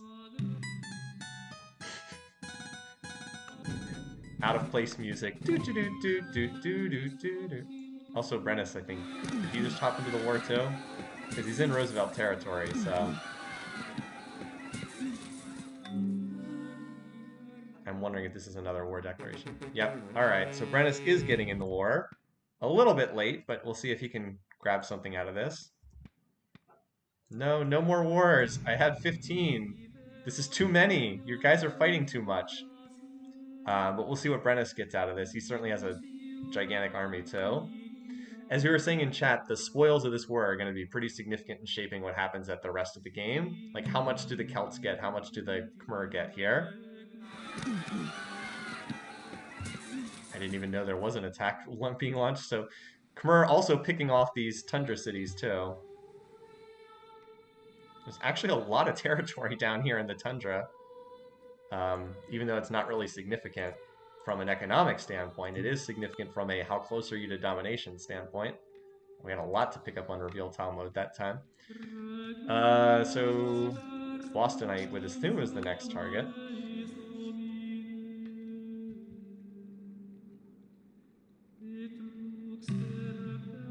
It's like the vultures are circling now. Where's the Brennus Doom stack? Here's the Brennus Doom stack, 78 units. Surya Varman kind of split up his initial stack, although I guess there's still a pretty huge one here. They're both heading for the capital right now. Like, they both have forces headed directly for Washington. So Boston gets taken by the Celts. First pickup in this war. I think Surya Varman will take this city just because he has no siege units and he moves before Brennus in the turn order. If he doesn't, Brennus is going to take it.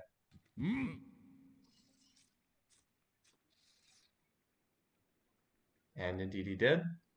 It could be tricky for Brennus if he has one city completely surrounded by Khmer culture.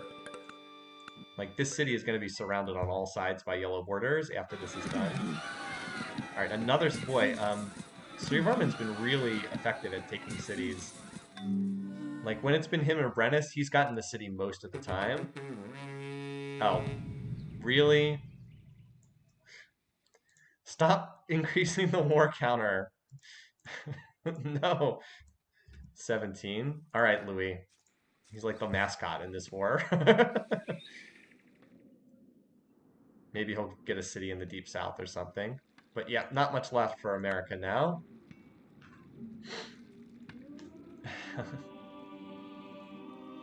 Louis has declared war on my point total.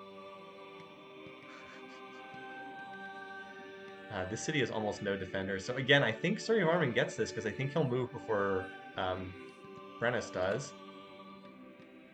And there's just not many defenders in there. Yep.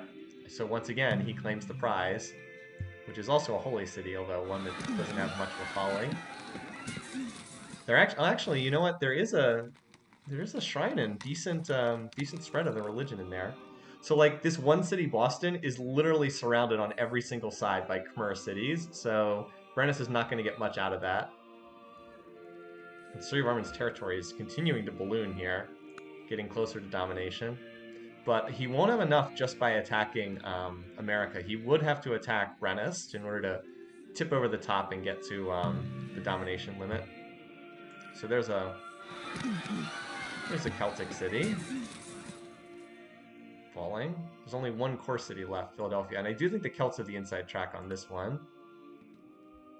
But it's still been a much better war for Surya Varman overall.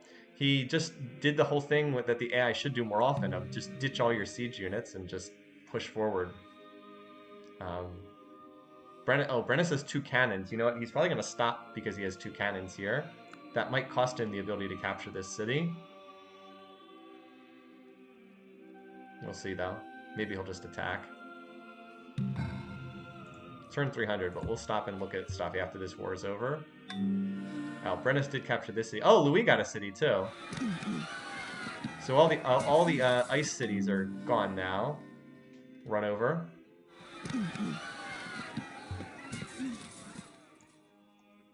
And so this is the only one left. Where's all Surya Varman's? Oh, they're way back here. I don't think they get here in time. I think Brennus is going to get this one, too. And get yet another kill. This would be his 3rd kill if he takes this.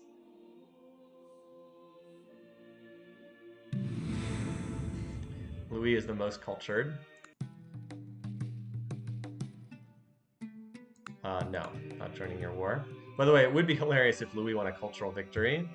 Like I said, he's not as far away as you might think. He's still 100 turns away, but if he turned on the culture slider, he'd actually have a decent shot at pulling it off.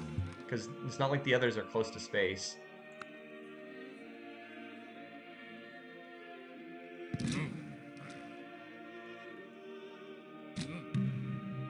So those 2 cannons slowed down this attack by quite a bit, but Suryavarman's still like a turn away. So I think this gets grabbed by Brennus here. He certainly didn't need to wait that long. Oh no! It gets sniped at the last second by Suryavarman. Huh.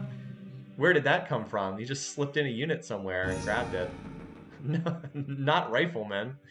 Rifleman is tied in combat. Okay, I wasn't expecting that.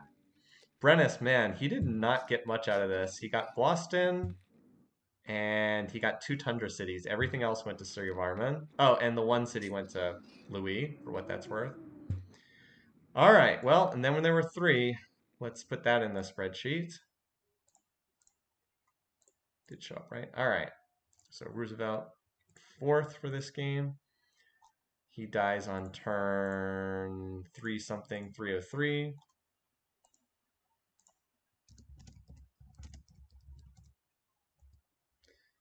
And the kill goes to Suryavarman.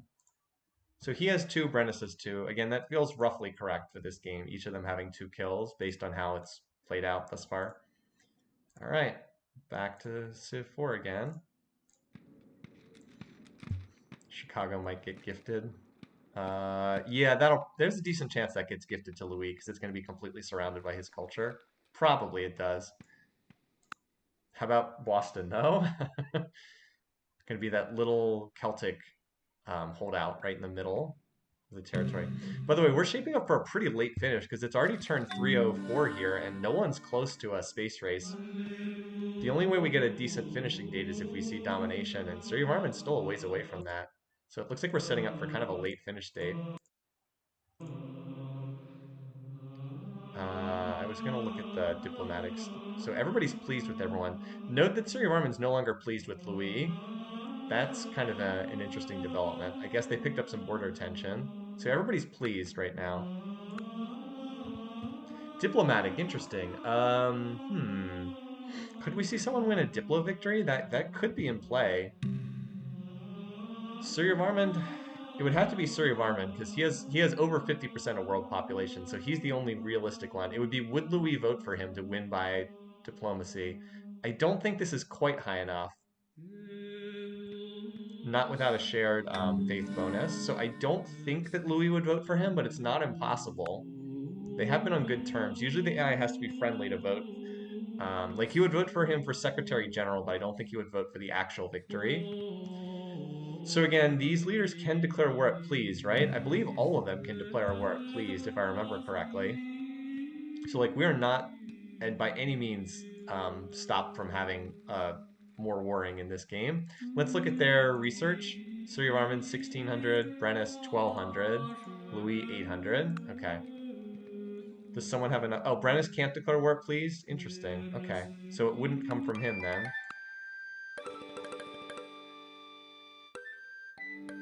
Could you spare this for a good friend? Actually couldn't get a answer there. We're afraid of their military might. Okay, so I guess no one's plotting war right now. Well, if this goes out to a peaceful finish, we're going to be here for a little while. I do want to look at where they are on the tech tree, though. Suryavarman certainly should be the one who finishes up the tech tree first, but I could be wrong. It just feels like he has with this much territory, he should be the research leader. Or Little Boston. Let's see where they are on the tech tree each. All right. So Suryavarman's researching radio. He does already have assembly line. He's like just about to finish the industrial era and hop into the modern era. Brennus is missing biology and medicine. He's going for plastics for some reason. Pretty close between them though. And Louis a little further behind, but not that far behind. So yeah, pretty close between them overall. Could come down to execution of who's able to just do the late game stuff correct best. That is if we don't see another war, obviously. But it could come down to like who researches the tech tree in a smarter manner.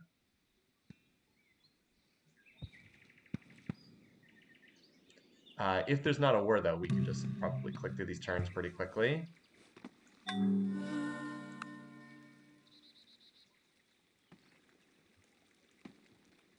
Yeah, it's true. It's also a significant chance that Louis could win by culture if this goes on for a while.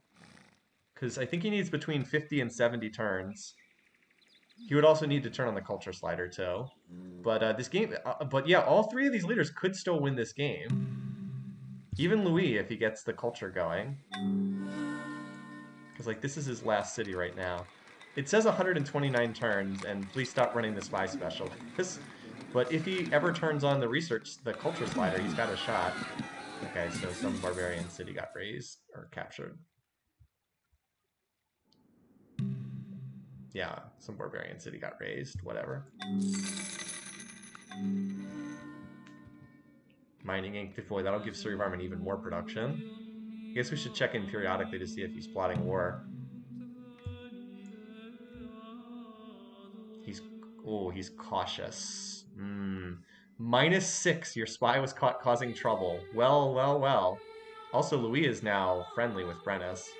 Your -6 from your spy was caught causing trouble. The spies really screw with them late in the game. Boy, look at that city list, by the way. Let's turn that off so we don't have to keep scrolling through it. Couldn't betray our close friends. Well, that could be interesting. We have enough on our hands right now. Maybe you shouldn't have been spying so much, Brennus. Oh no.exe.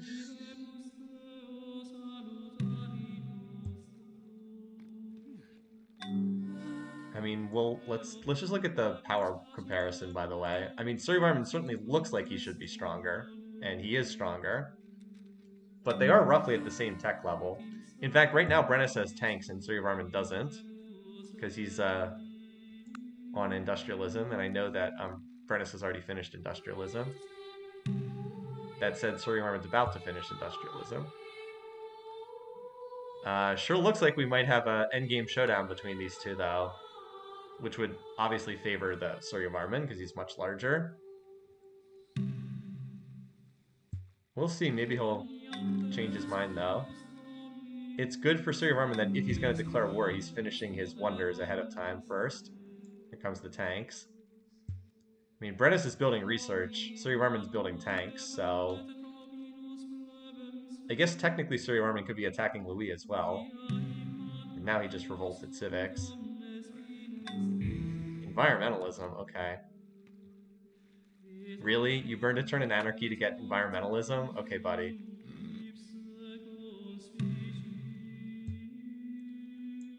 So far, he hasn't declared, though. Wait, why is plastics 23 turns? Did he turn on the culture slider? No. Oh, he's upgrading. That's what he's doing. He's upgrading a lot of units. Okay, that is also a sign that he might be thinking about going to war. Turning off science to upgrade units. Still, we haven't actually seen a war declaration yet, so... Um, but yeah, his power's been spiking, and Brennus has been stagnant because he's been focusing on research.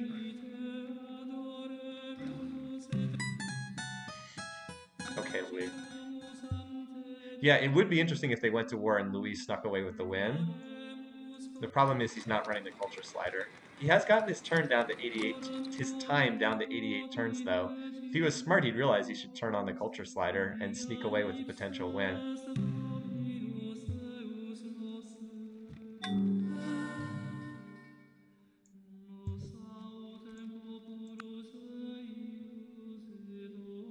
Oh, there we go. I see the tanks crossing the border. Get the popcorn ready, everyone. All right. Well, we saw the plotting. All right. Well, if you have domination as your victory condition, this is a good sign for you. Although I have Surya Varman first, Louis second, so all right. So 49% land area right now. Surrey smash. I really hope that Surrey can knock Brennus's score down below Louis, because that would be worth a lot of points for me. All right, well, let's see. Where's the main armies, by the way? It's hard to know. Like, there's got to be a doom stack somewhere for Surya Varman. Because like this is a stack, but it's definitely not his main stack. I don't know. Maybe we'll have to wait and see. We already know on the bar graph that Varman's been stacking up his power for the last couple turns. I think this is it. Yeah, here it is, 137 units. Now, why this particular spot? Who the heck knows? Just know that Boston is basically toast. I don't know how that city survives, literally surrounded on every side.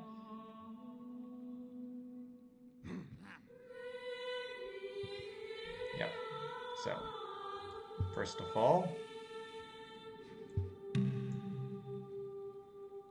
By the way, who has Statue of Zeus? I'm curious. I think Louis has it, but I'm not 100% certain.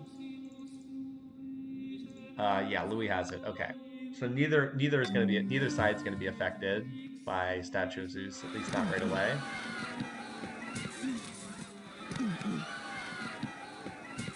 Oh, this was captured and then recaptured. Probably will not stay under Celtic hands for too long. Still, Brennus has got to have his own Doom stack somewhere. Have to see if we can find it.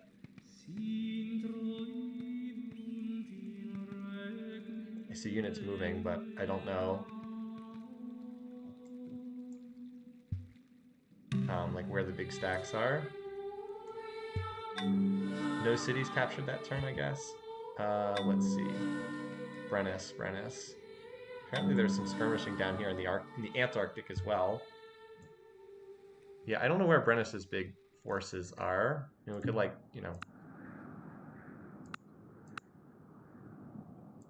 all military. Unfortunately, their colors are pretty similar, so it's kind of tough to see. And like this doesn't give you a good notion of where the actual forces mostly are. I don't know. I guess we'll find out when Brennus captures a city, which he will sooner or later.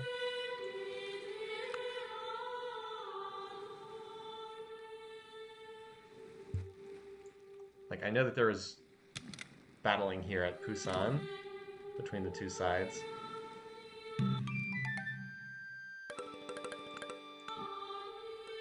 And there was some fighting in the Antarctic too. This spot got picked up.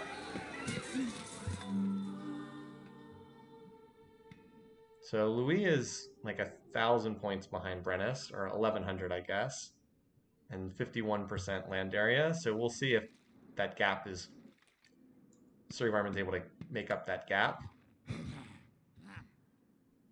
in the remaining turns. Seems like there's a lot of fighting going on there. Okay.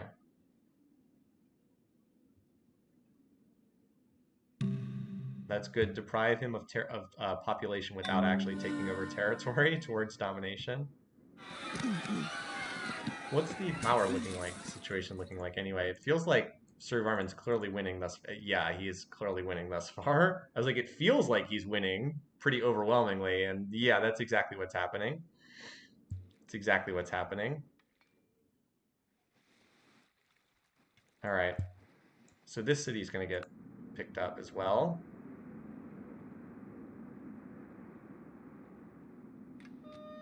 All these Arctic cities.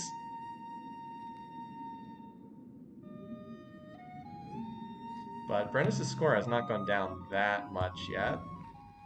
It'd be nice if one of these cities, it would be nice if like this city was liberated over to France. For me, because I would like Louis to pass Brennus, even though Brennus is more deserving of a second place finish. Like I want to be honest, Brennus is more deserving of a second place finish, but that's not what will score me more points in the contest. So yeah, Antarctic cities, correct. I think I said Antarctic before, but I didn't on that last time. All right, gap is starting to narrow a little bit, even though these battleships are out there. And this city should get picked up. Like I said, I think there's a decent chance this city gets gifted to France, and that'll get Louis some more points, if that happens, of course.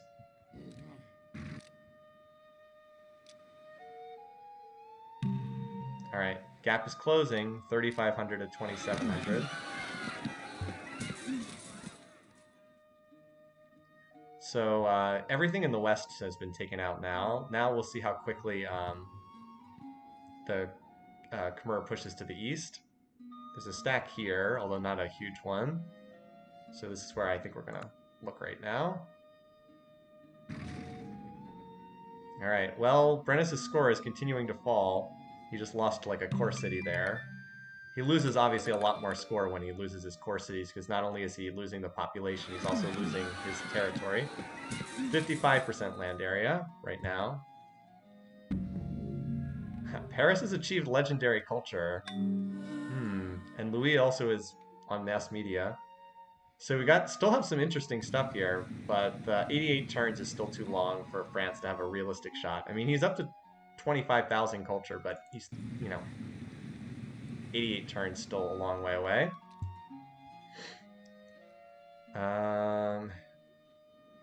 So I'm going to miss the victory condition, but I think I'm going to be pretty close on the victory date because I have 335 and we're on 329 here. Come on, just need Louis to pass Brennus and score. Ah, here's the Doom stack here. 92 units. Yeah, that's a lot. Louis in a golden age. Good. That means he'll hopefully research through some more techs.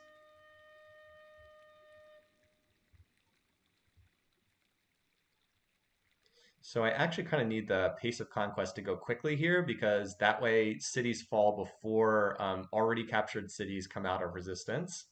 Hang on, Brennus. I'm sorry if you have Brennus for second place. I don't think he's going to hold long enough. This is a lot of tanks here. Though there is artillery in this stack, which might slow down the progress. I guess we'll see.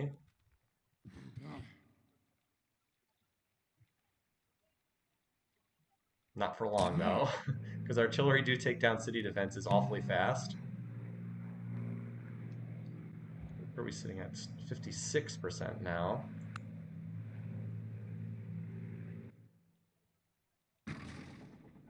Oh, the score's getting closer. 57% now. This is going to be close as far as who's second place. It really is.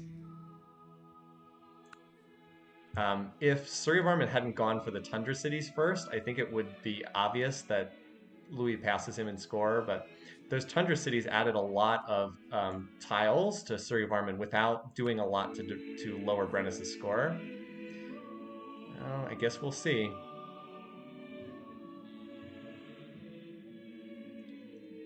I don't care who wins. No, Surrey's going to win the game. I'm sorry. Suryavarman's going to take first. It's guaranteed at this point. I don't, there's no way. So Louis can't win a cultural victory, and Suryavarman has enough population to block anyone else winning in the UN. He could win a diplomatic victory if Louis votes for him, but I don't think, but Louis is only +4. That's not a, you don't get a UN vote for that, I'm afraid. That's not good enough to get a UN vote from the AI.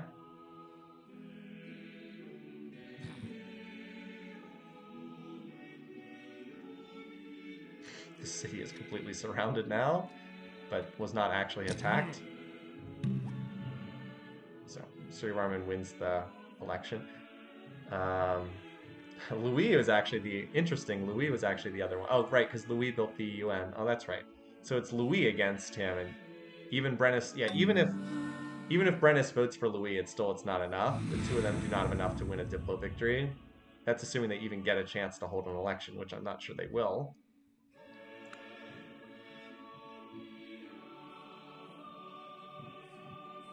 All right, so 400 score points separating the two now.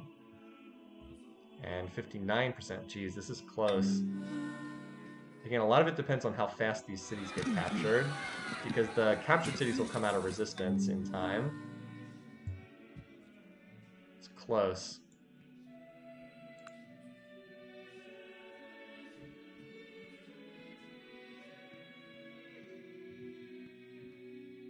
Sorry, losing right now would be the biggest choke ever. It would be, but he's not losing. It is from their foes, not their friends, that cities learn the lesson. I don't even know how it would be possible for him to lose at this point. I guess lose by culture victory, but Louis is not that close to a culture victory. He's just not. Alright, so there's no artillery in this stack, so this should just attack and capture this city. That'll cost Brennus a lot of points, but it also will free up more tiles, getting closer to the domination limit, so... Oh, no, never mind. I guess there was a... Alright, so if Brennus loses one more city, he will fall below Louis. It's that close. They're separated by 30 points in score. Separated by 30 points, and we're at 60% land area. Sheesh. 60.36. Wow. Oh, this Moscow getting captured. Yeah, it's just if one, I didn't even know Moscow was being attacked. It's just the difference of one city right now. But I think another city has to get captured in order to trigger domination. So I think Louis is going to pass him at the absolute last second here. I think, but I'm still not certain. It doesn't take many more tiles to go over the domination limit from this point. I'm not exactly sure where the next attack is going to be either. Alright, and there it is. Louis has passed him. With Yekaterinburg getting captured, Louis has passed him for second place. And I think so, yeah, I don't see how Brennus gets past him again. There it is, Louis II. So, yay for my pick. Apologies for anyone who had Brennus. Brennus has definitely played a better game than Louis. But the whole reason why I had Louis for second is I thought he would ride Suryavarman's coattails, and that's exactly what's happened. I just thought he would ride the coattails of Suryavarman to a second place finish, not actually being super strong himself. I know a couple people had Brennus second. So anyway, that kind of was the end of the tension of this game. But man, well, how close was this anyway? Really, really close here. But any one of these turns, Suryavarman's going to grab one more city and go over the domination limit, and then that'll be it.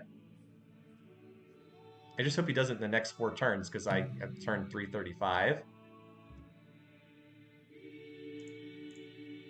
I mean, he's at 60.95%, so he's really close. He just needs to grab one of these cities and have this city come out of resistance and pop its borders, and that pretty much does it.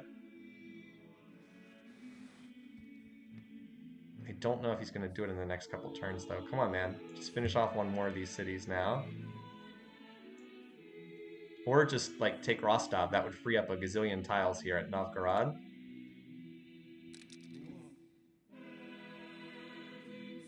Hasn't exactly been rushing through these last couple turns.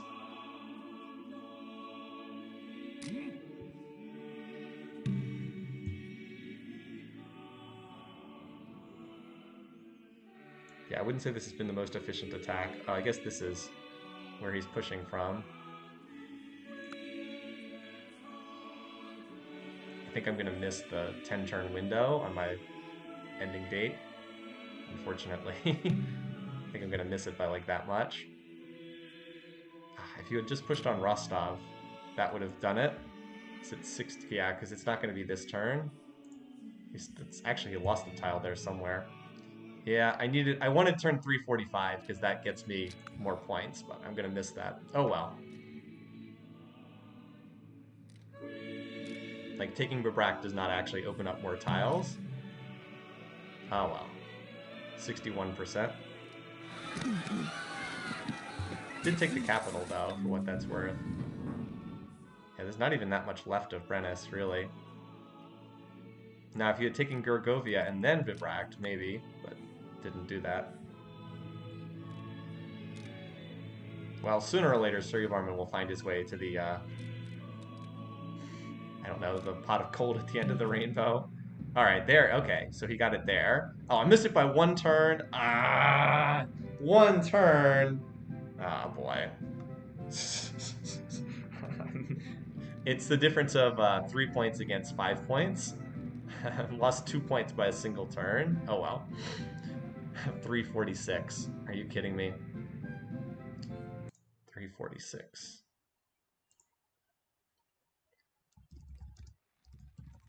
Alright, well, that's okay. Let's watch the replay real quick, and then we'll get to the scoring contest.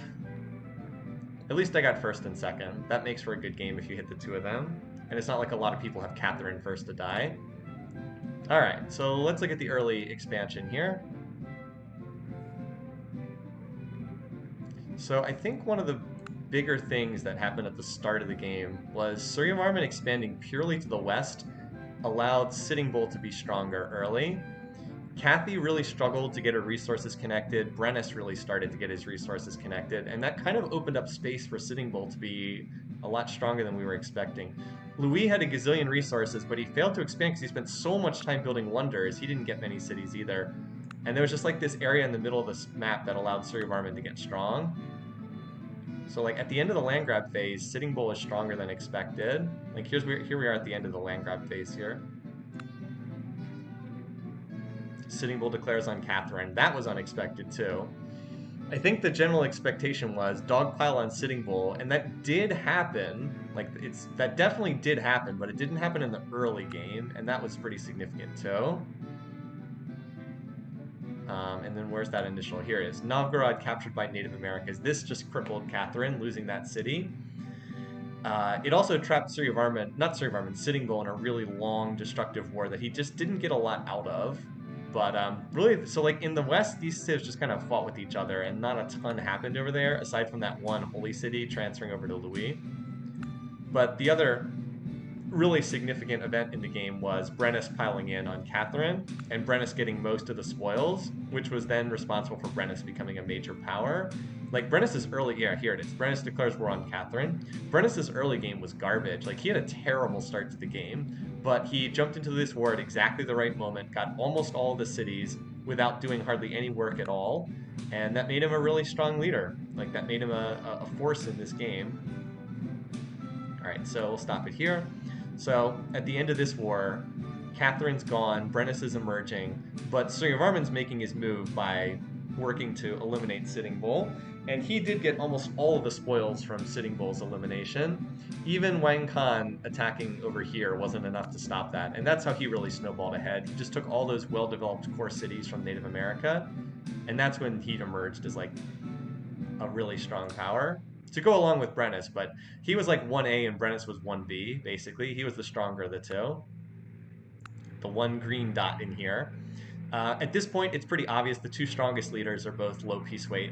Wang Khan and Roosevelt are going to be next at some point. Wang Khan is first to go. They team up to take him down.